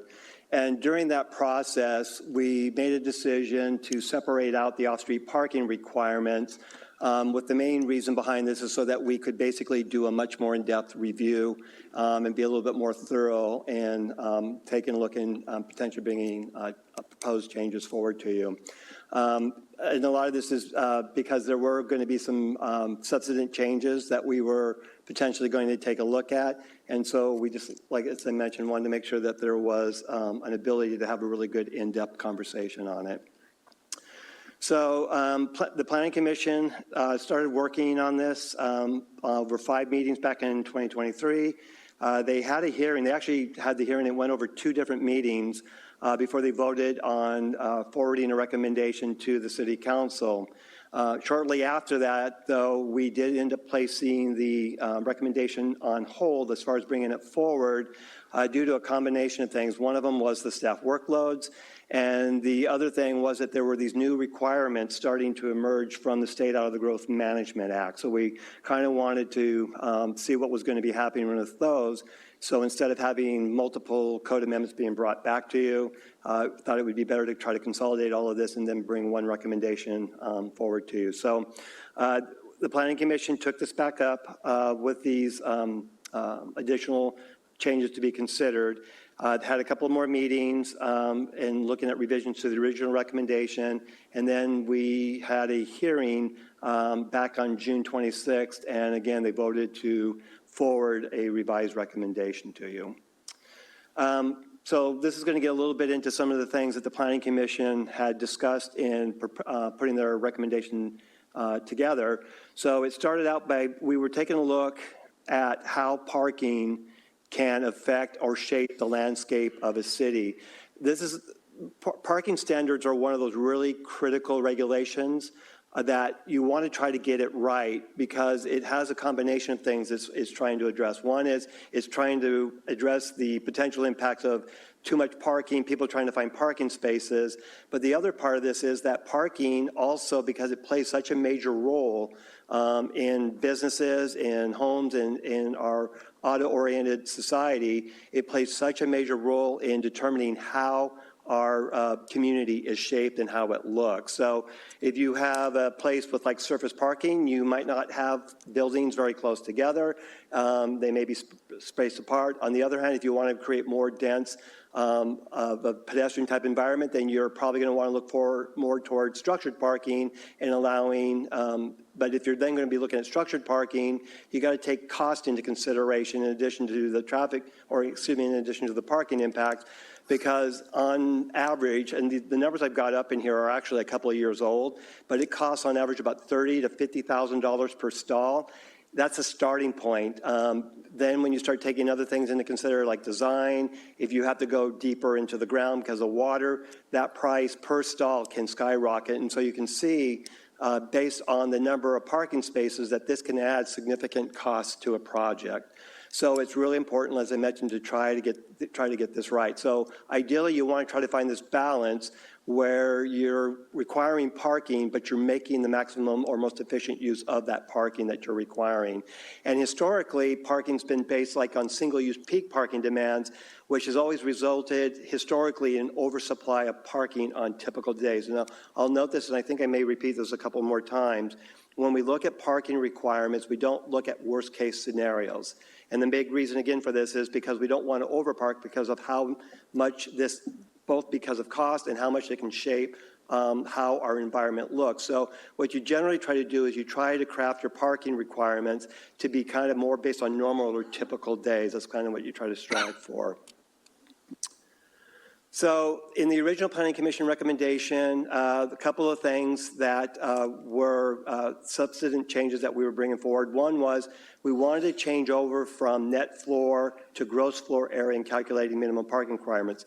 So what I'm talking about here is when we're looking at parking standards for commercial uses and industrial uses, those tend to, for most of them, not all of them, but most of them tend to be based on a rate of a certain number of parking spaces, or like one parking space per a certain number square feet of square footage of floor area. Our current code uses what's called net floor area to do those calculations. We're recommending switching over to a gross floor area to do those calculations. This is basically how a lot of the parking manuals do the calculations. In addition, net floor area has a lot of room for interpretation because you can get into this, okay, what's included, what's excluded from the net numbers. And so it can, over time, create a bit of inconsistency in how the codes might end up being applied.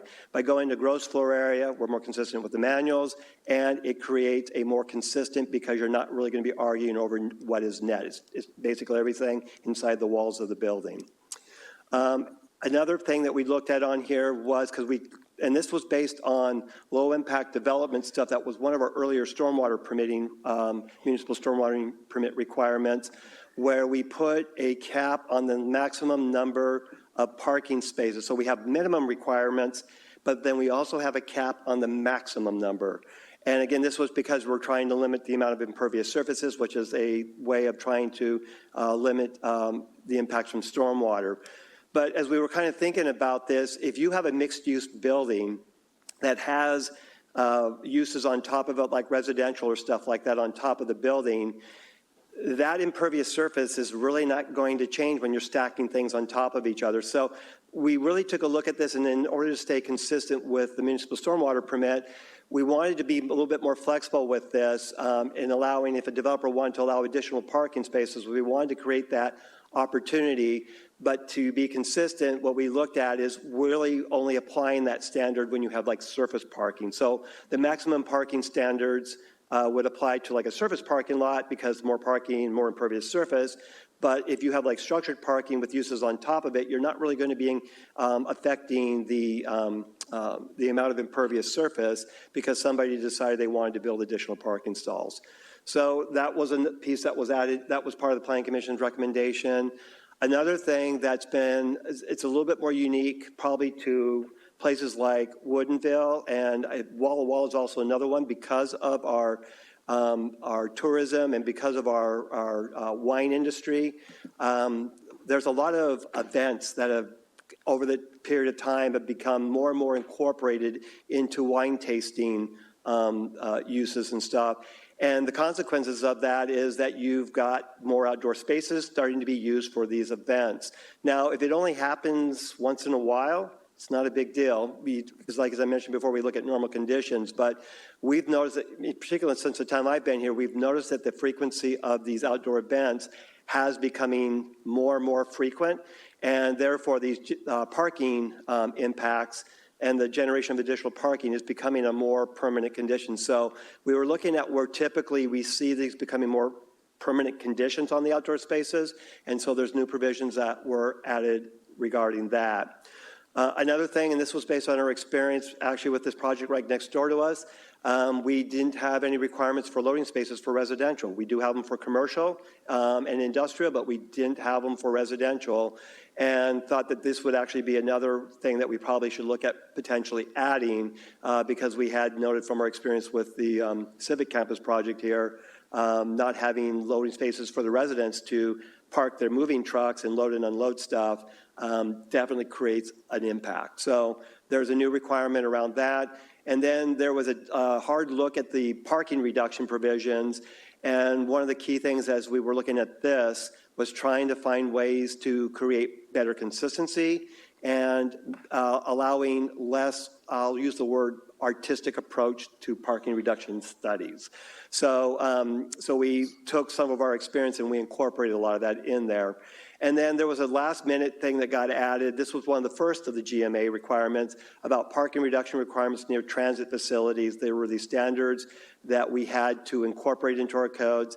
It doesn't actually affect us because the definition of the transit facilities that they have up here doesn't affect Woodinville, but if someday in the future we have a transit facility that actually meets the requirements of the GMA, because they set a minimum amount of bus services or light rail or that kind of stuff on it in order to qualify, it doesn't currently affect us, but we just have to have those provisions in our code should one day that whole provision change on us. Some other things include, and so this is now talking about the revision. So that was the original Planning Commission recommendations. Following up on that, some of the new things that came about, we've talked about this in the past, middle housing. There are new requirements in the GMA related to middle parking, or excuse me, to middle housing, certain limitations that we had to incorporate. Those have been incorporated into the new proposal.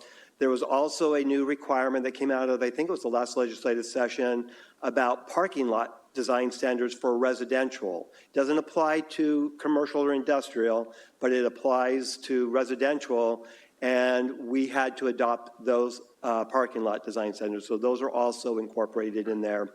There was also some omissions that we noticed from the original recommendation, ended up addressing those.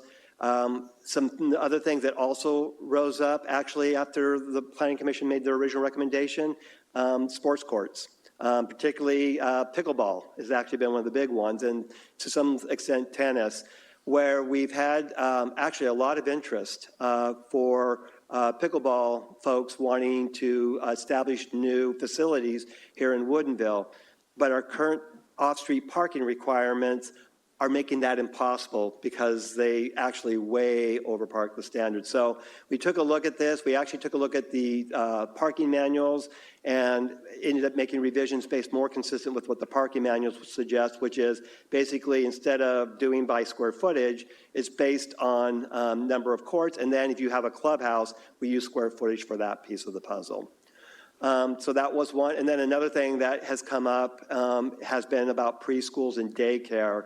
And anyway, we'll save the long story on it. The main thing to know on this, revised standards, basically both preschool and daycare, both are being recommended to have the same standard.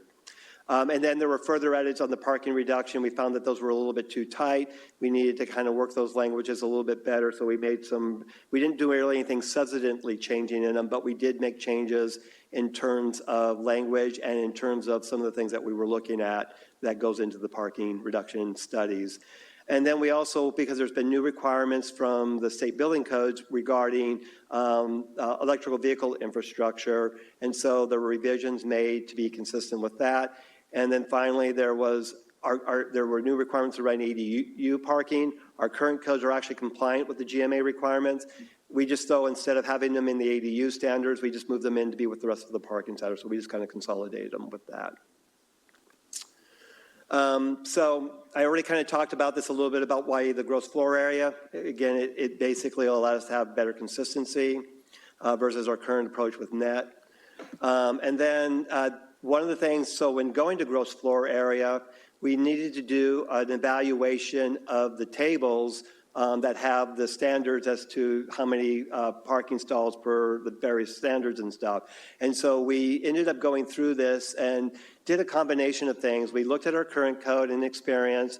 We also looked at the Institute of Transportation Engineers parking generation manual. And we took a look at those and we made adjustments to these standards and converted them over into the gross square footage on what the equivalent would be with our typical experiences with net. So you see a lot of new numbers and stuff in here, but that's more of just being a reflection of going from the net floor area to the gross floor area. And then we also, as we were looking through, like for example, on the retail, the ITE manual had these different parking generation standards that they looked at based at the size of the businesses. And so we incorporated some of those ideas also into these standards. Any questions so far? Councilmember Best-Campbell. Can you go back to slide 8? You're talking about eating and drinking areas, and you call out with indoor seating and without indoor seating. Yes.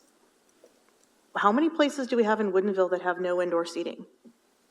I'm not sure because I actually don't have an inventory of that, but if somebody does do that, I mean, like we get those with the food trucks, I guess would be an example. Okay, so it's mostly for food trucks. As we just went through the discussion about outdoor areas, and that was the other question I had. These parking standards, do they apply to current development and current permit allowances when, let's say, a new tasting room comes in, let's say by Heritage? We already know that's terrible parking, and they request outdoor seating. Would they be permitted to have outdoor seating, or would they have to demonstrate that somehow that parking lot would be able to handle the extra? Yeah, so it's a great question. So the way the parking standards are applied, they're applied with new development, or they are applied when there is a change of use in an existing development and the new use coming in has a more intense parking requirement. So those are the two.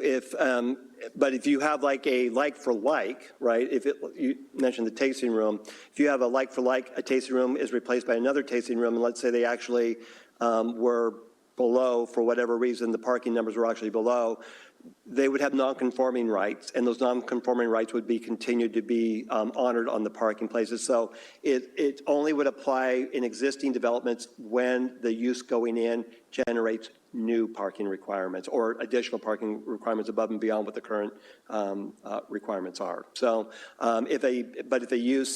but if you have existing and it's the same for same, then we apply the rules of nonconformity and would not require them to provide additional parking spaces in those situations. Does that make sense? Robert, I have a question.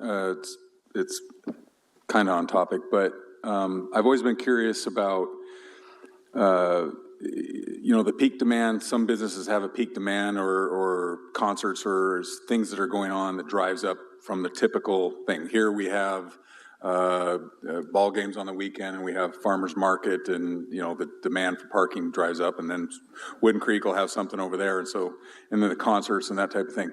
But I know that there's been in the past where businesses have kind of shared parking because their uses are a little different. Is that allowed?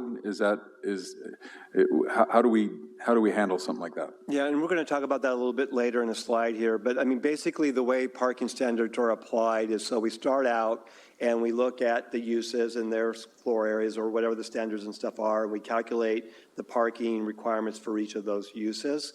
And then you add that all up, and that is the parking requirement for a particular development that has multiple uses in it. We allow flexibility into the question you're asking about sharing parking spots. That is one of the ways that you can come in and request a parking modification. And there's a whole parking analysis and stuff that we go through. And again, I got some slides on this a little bit later, so if we want to talk a little bit more in depth on it, we can. But we go through a parking study analysis, and we take a look at the right now I'm losing the words on it, but basically it's a time of day distribution on what your parking requirements are. So at different times of the day, there like a certain types of a restaurant, like a nighttime restaurant, has its peak parking demands more in the evening. That's 100%, and during the day, before and after, you'll see decreases as to how much of that peak demand that they're going to need. And so not every use has the same peak hour, right? So you can have some uses where the peak hour might be at 7 o'clock at night. Residential, the peak parking tends to be around 10 o'clock at night because that's when everybody's home.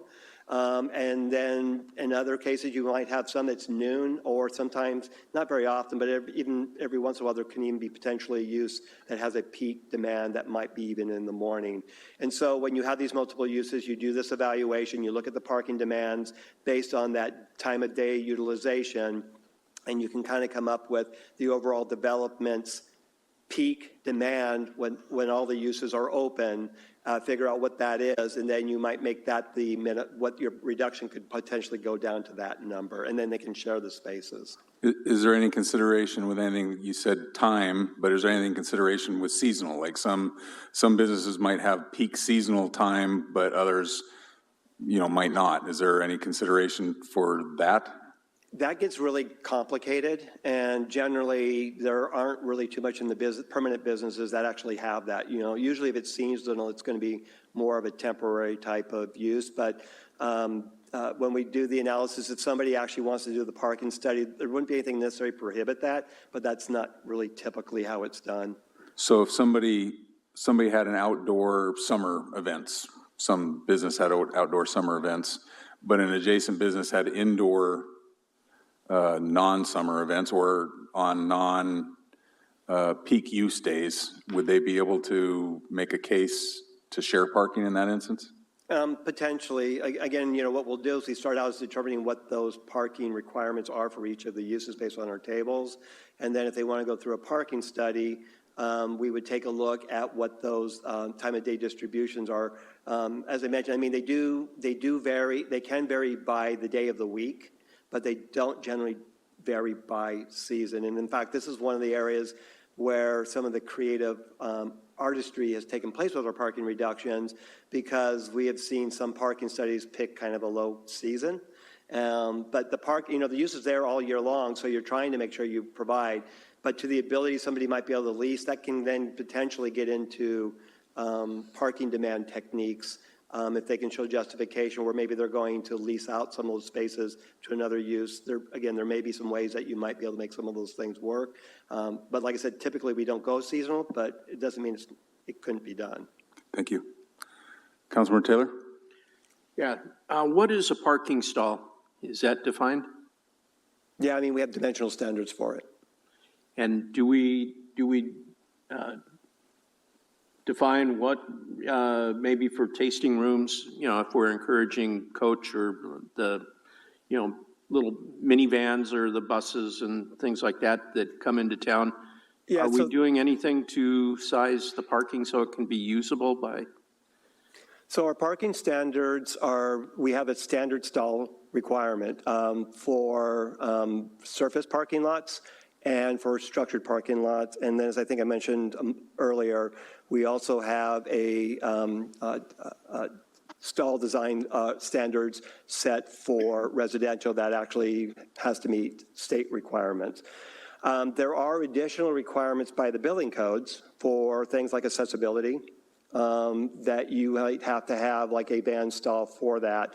If somebody wants to do a parking reduction and they want to use like van pools and stuff like that as a way to help justify that, then as part of that, we would probably require them to make sure that they have spaces that vans could be in. Accessible spaces have to meet minimum. Those aren't set in these codes. They're set actually in the building codes for accessibility, what the stall requirements are. And have the stall requirements changed in the last 10 years as far as sizing? For Woodinville? Yeah. When was it you guys did that? It was probably 6 to 7 years ago we changed them. I mean, it was before I got here. I know a year or two before I got here, and I've Okay, been here so 6 we're not years. changing the Yeah. size that was established. All right. Yeah, but as I mentioned, the residential ones, though, do change with this because of the state requirements. Thank you. Okay. All right, so a couple of the things in the revisions I mentioned about the middle housing. They had this thing about 6,000 square foot lots on how you had to set your stall sizes, so we ended up incorporating those in there. Did it both with townhouses and duplexes and also the multifamily, kind of following these standards. Then there's also some new ideas in here that aren't necessarily new in terms of what other jurisdictions have done, but are new for Woodinville, which includes like if you have, if you're providing affordability, allowing some flexibility to account on-street parking towards your required parking requirements.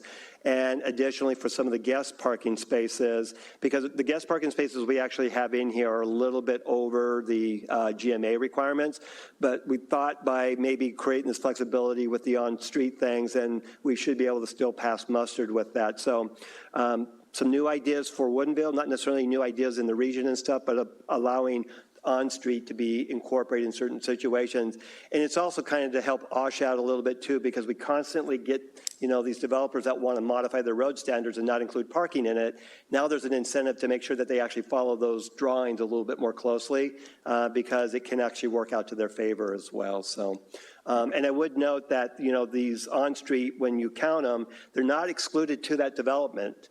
Anybody from the public can still use them because they are public parking, but it is just a way to kind of address, trying to figure out ways to address like affordability costs because parking is such an expensive thing, and just creating a little bit more flexibility and making better utilization of those on-street parking spaces as well. Let's see here. And then I already talked a little bit about this. So this was just showing you, basically we ended up putting in the same standard for both. And then we actually put a new definition in for preschool, although the state's already kind of changed some things on us because this was based on some state definitions and they've already kind of, but we think this will still work fine. It's kind of a bright line as to determining when something is a preschool versus a daycare, because it ends up often being a question mark because a lot of daycares actually operate like preschools in that they have a curriculum and educational components to them, which is actually part of our definition of a preschool. So anyway, so we're adding this definition though to help just add additional clarity, but by also making the same standard for preschool and for daycare, we hope to also kind of alleviate some of the back and forths that have been going on currently with some of these, because almost all these new daycare / preschools are all a combination. We're not actually really getting anybody coming in here with entirely a preschool or entirely a daycare. So, and the numbers up here actually are reflective of what the ITE parking manual had when we were looking at these. So one of the things the Planning Commission wanted us to do is they wanted us to do a comparison analysis.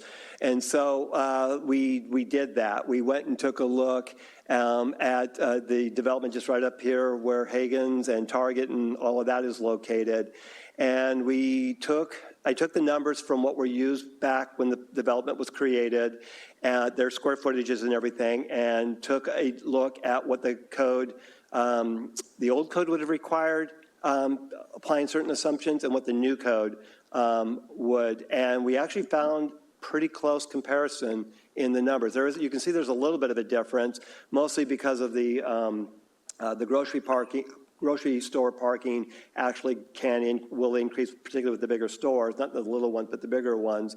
And then I think the other thing was the movie theaters also, we saw an increase with some of those as well. But overall, the numbers generally kind of match up with what our current codes do. So that was it was actually a pretty good analysis to walk through with them.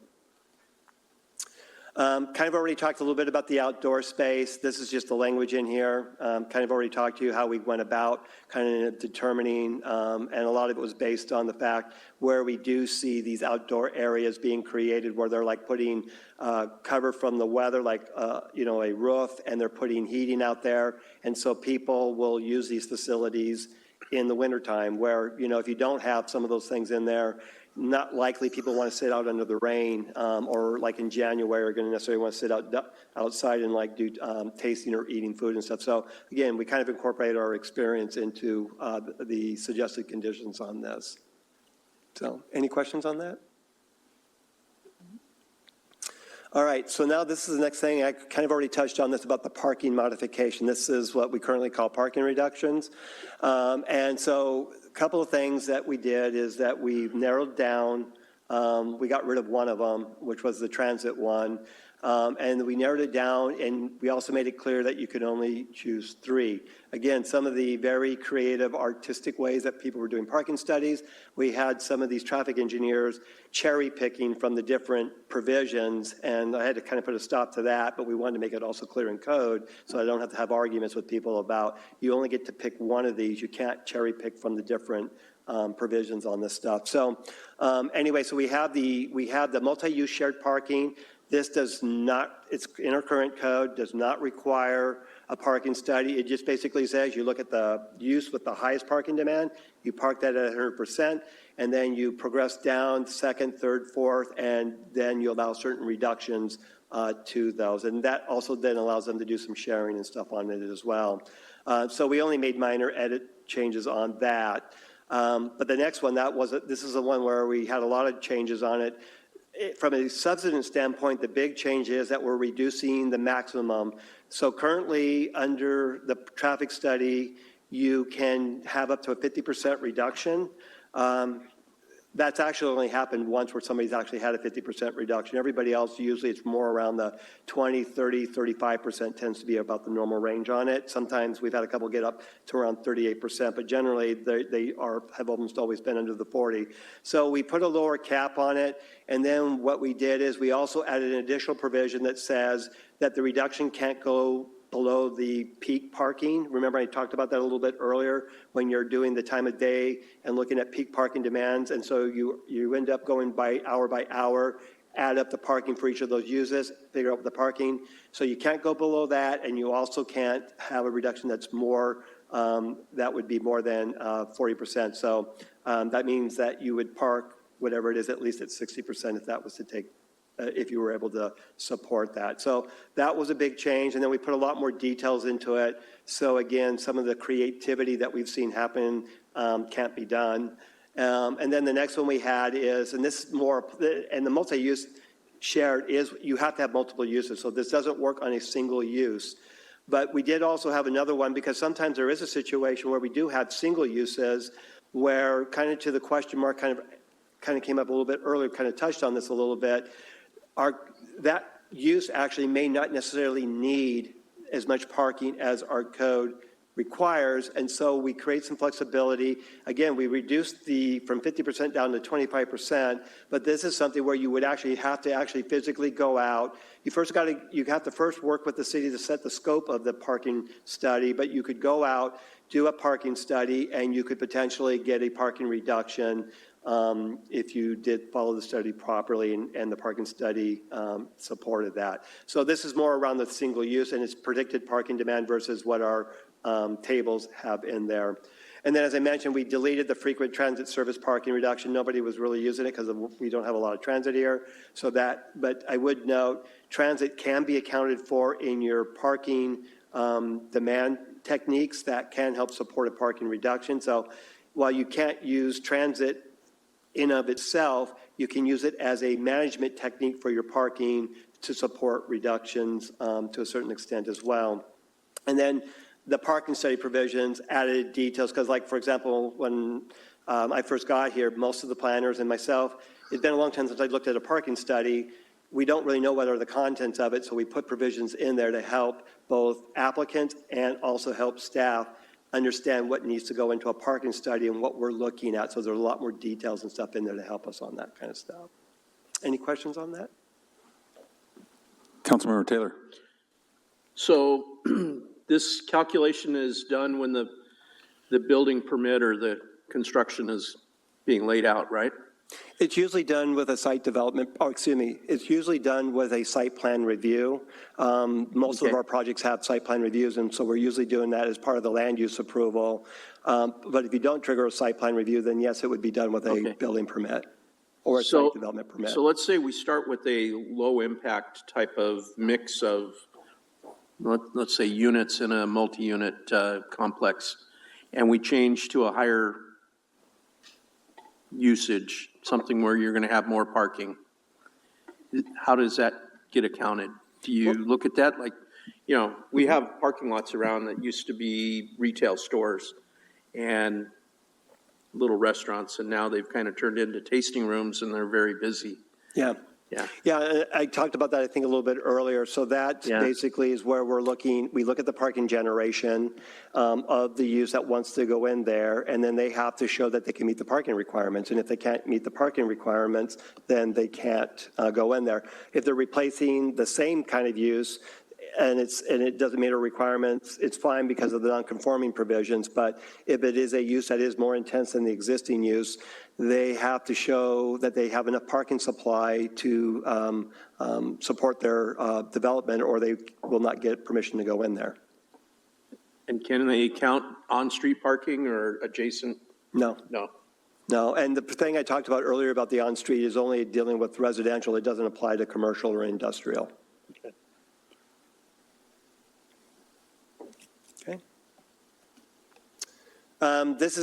We talked a little bit about this. This is the residential parking lot design standards. It's in there, just showing you this was the new GMA requirements. And so we added this new table in there. The big things on this, that there was we had to set an 8-foot width. You could have gone less, but you couldn't go more than 8 feet for the residential. And then there was also this thing about 20 feet is I believe was the maximum.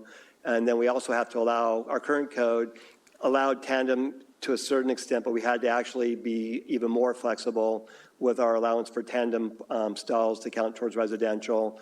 And then there was also this really odd, and I do mean odd, thing that got adopted towards the end of the legislative session regarding existing gravel surface parking. I think this must have been somebody with some kind of clout that had a very specific issue because it was very specific. Anyway, we went through it, figured out how to make it work. I don't know if we actually have any situations where this actually may end up applying, but essentially what it's saying is if you have an existing gravel parking lot, non-conforming, legally established non-conforming gravel parking lot, and you now have requirements, which we do, that the parking lot has to be paved, you have to allow for that gravel parking lot. Even with new uses and stuff, you still have to allow for that gravel parking lot to be able to be used to count towards your parking spaces. So, I mean, since I've been here, I don't think we've really actually ran into that as an issue, but it is a new requirement and it is in the code. All right, and I already talked about the residential loading space. That's just what the table looks like that we added in here. And I already talked a little bit about the electric vehicle infrastructure. Again, this just kind of summarized everything. The 10% notes that there are exceptions in the building codes, and so those things are all accounted for as we were updating the language. So that's all I have. Happy to answer any other questions and stuff. The next step after this, though, would be moving to a first reading on this. Any questions? Councilmember Best-Campbell. In terms of maybe tweaking some of these suggestions, would you like suggestions tonight? Would you like it for first reading? I have some ideas, particularly around the 40% parking reduction. I think that's still a little high, particularly when, on the one hand, developers ask for the highest parking reduction they could get, and on the other hand, they give us a piece of land and highly encourage us to build parking for them. So I think it's hard for me to justify both conditions being true. So if we could take 40 down to 35, so I think you said that the highest that we've seen once was a 50, but for the most part it's between 25 and 35. Well, sometimes they do go up to about 38%, but what I would suggest is, in order not to have a whole lot of votes and stuff going on, what probably might work best, because this is a study session, is just let me get all of the things that you guys want us to take a look at. And then when we bring it back for first reading, we can bring those pieces back. And then if you want to make amendments, then as a council, you can address those one by one. So tonight, just let me know what it is you want me to bring back for further discussion with the first reading. Okay, I'd like to see a reduction from 40 to 35. I think it's modest, but it's more in line with what we're seeing in terms of what we're seeing. And I don't want to give people an upper limit so that they can reach it. I'd like to bump it down a little bit so that the city itself doesn't have to start creating parking lots because developers get these reductions. And I just had a little food for thought about parking and why I want that 40 to bump down a little bit. We're a destination sales tax based city. You come here and you leave with things that are physical in your body. You carry your wine, you used to carry your flat of flowers out of Molbach's. If people come here and they can't park, they're not gonna buy a case of wine, they're gonna ship it home, which means that sales tax revenue doesn't stay here. So one of the concerns I have around that parking is we need parking so people can fill their cars with the goods that we have, which are generally cases of wine. I think that behooves us, particularly when we're seeing some reduction in retail space as redevelopment happens. I think we still need to keep in mind that destination-based sales tax is what keeps us alive. So I'd like to see that reduction based solely on the fact that we really do survive on our sales tax, and that's what keeps our portion of the property tax low. Don't blame us for the levies. That's on all of us who vote those in. Yeah, and I would note that there was, Planning Commission had a lot of conversation around all that, and so instead of repeating all that here tonight, I'll bring some of that conversation in for the rest of the council to take a look at. But we actually did talk about all that stuff, the fact that, you know, businesses making their decisions and stuff like that. So when I come back with the first reading in the staff report, we'll talk a little bit more about some of that conversation that we had with the Planning Commission. Councilmember Arndt. Thank you. I was just spending another moment thinking about the parking reductions for affordable housing. And up on the table, you had reductions for 80% AMI units that they could use on-street parking to offset. But did the Planning Commission consider deeper reductions for that lowest level of affordability, the 0 to 30%, that could be included in the code because those residents are very unlikely to have multiple vehicles, if a vehicle? Yeah, I mean, in the conversation with the Planning Commission, and I think there were some mixed thoughts on this, I think, from the Planning Commission. But in general, there was kind of this constant theme about being worried about not having enough parking. And so, so they did not go into looking, because to your point, other jurisdictions have done, like, and some of them actually, if you have affordable units, are like not requiring parking, right? They're letting the markets take over on it completely. There are a few jurisdictions that have done stuff like that. So, I mean, there were conversations around all this stuff in general, but in this specific case, we didn't really look into reducing it further because they thought the on-street was kind of a nice stepping into it, but there was still always this kind of underlying theme of concern about not having enough parking because we don't have the transit services currently here in Woodinville. So that was kind of where their conversations and their thoughts kind of came around. But if council wants to take a look and still potentially incorporate reductions for those, I mean, again, if you want me to bring some stuff back on that at the next meeting, I can do that. Thank you. I'd love to see some details on what we could incorporate for the lower levels of affordability.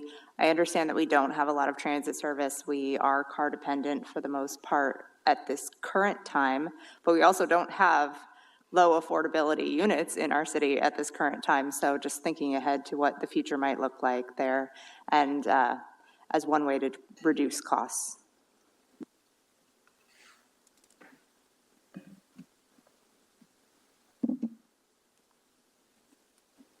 I'll just add, I think that's a good idea. We have two forces that I'm concerned with. One, making our affordable housing make sense, so ways that we could reduce the costs on that, but also in recognition that Woodinville is a tourist destination, so we have to take that into consideration when we're talking about parking. So those are two different sides of that coin, so I'd like to have discussions about that.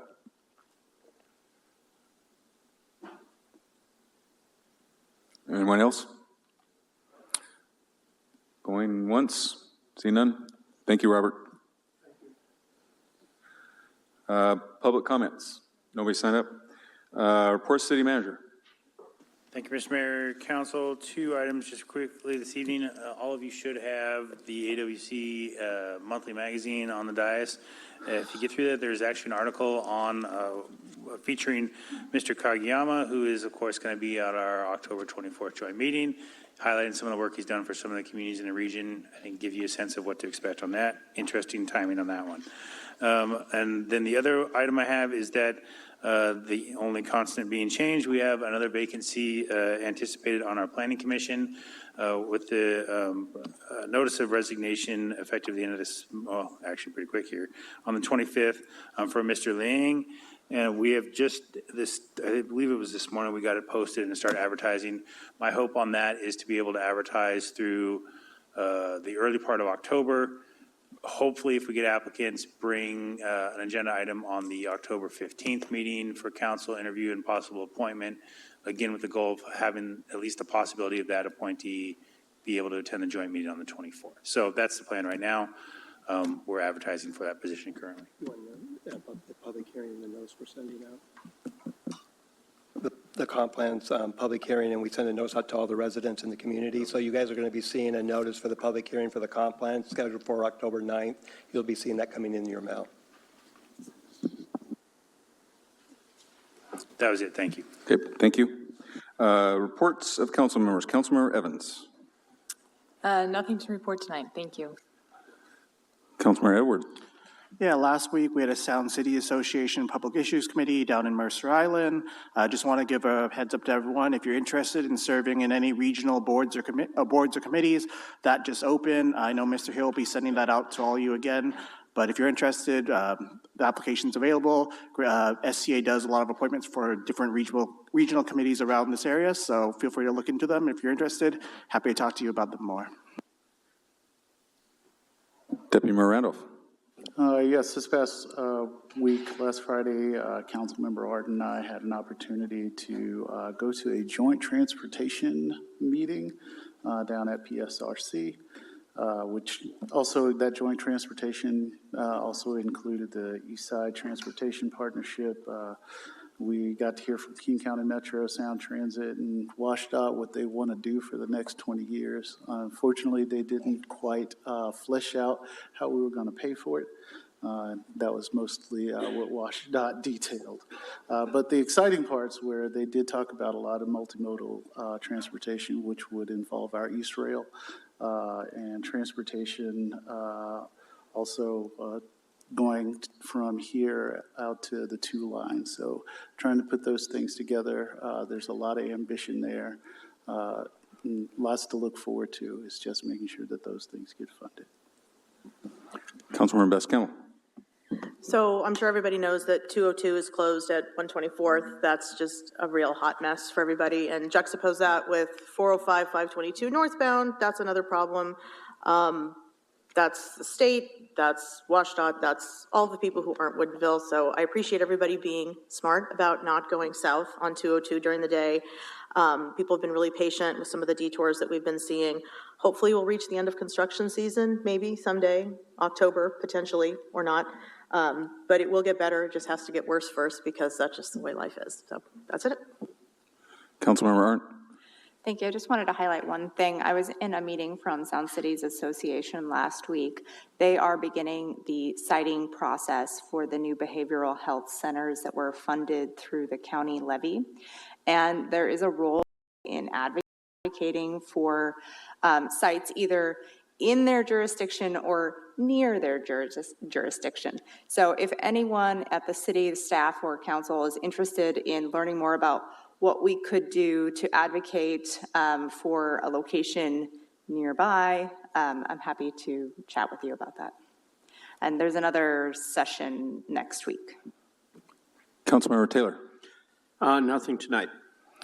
Just a couple of things. I had some people reach out to me. There's a lot more usage going on at Wooden Creek Park, as people know, particularly centered around the pickleball activities over there. I wanted to just throw it out there if we could if a Santa can would be a possibility, and in the future, when we have any more discussions on improving that park, that we would take that into consideration, because it's getting a lot more usage than it had 6 months ago. I also met with several groups that are very excited about giving us community engagement and input on the new linear park and trail. I met with Pollinator Pathways Group. They're pretty excited about participating in that. Woodinville Arts Alliance is also interested in participating. I indicated, and I hope this, correct me if I'm wrong, that we set aside 65 or 75 feet of linear track for some rail-themed art possibility to pay credit to the rail participation in Woodinville's history. So they were throwing out ideas left and right, and I told them I don't have a creative bone in my body, and I appreciate those that do. But they were talking about arches and all kinds of things with the rail, so I thought that was pretty cool. Woodinville Teen Arts Alliance was represented there, and they a good-sized group that wanted to participate. And also Woodinville Rotary is talking about participation in the linear park and the trail system too. So there's a lot of groups that are very excited, and I think that it's a great opportunity to imagine our cities, particularly with the meeting we have coming up on October 24th. So I think it's a great opportunity to really envision all the great things that we could do in our growing city. So with that. Motion to adjourn. Second.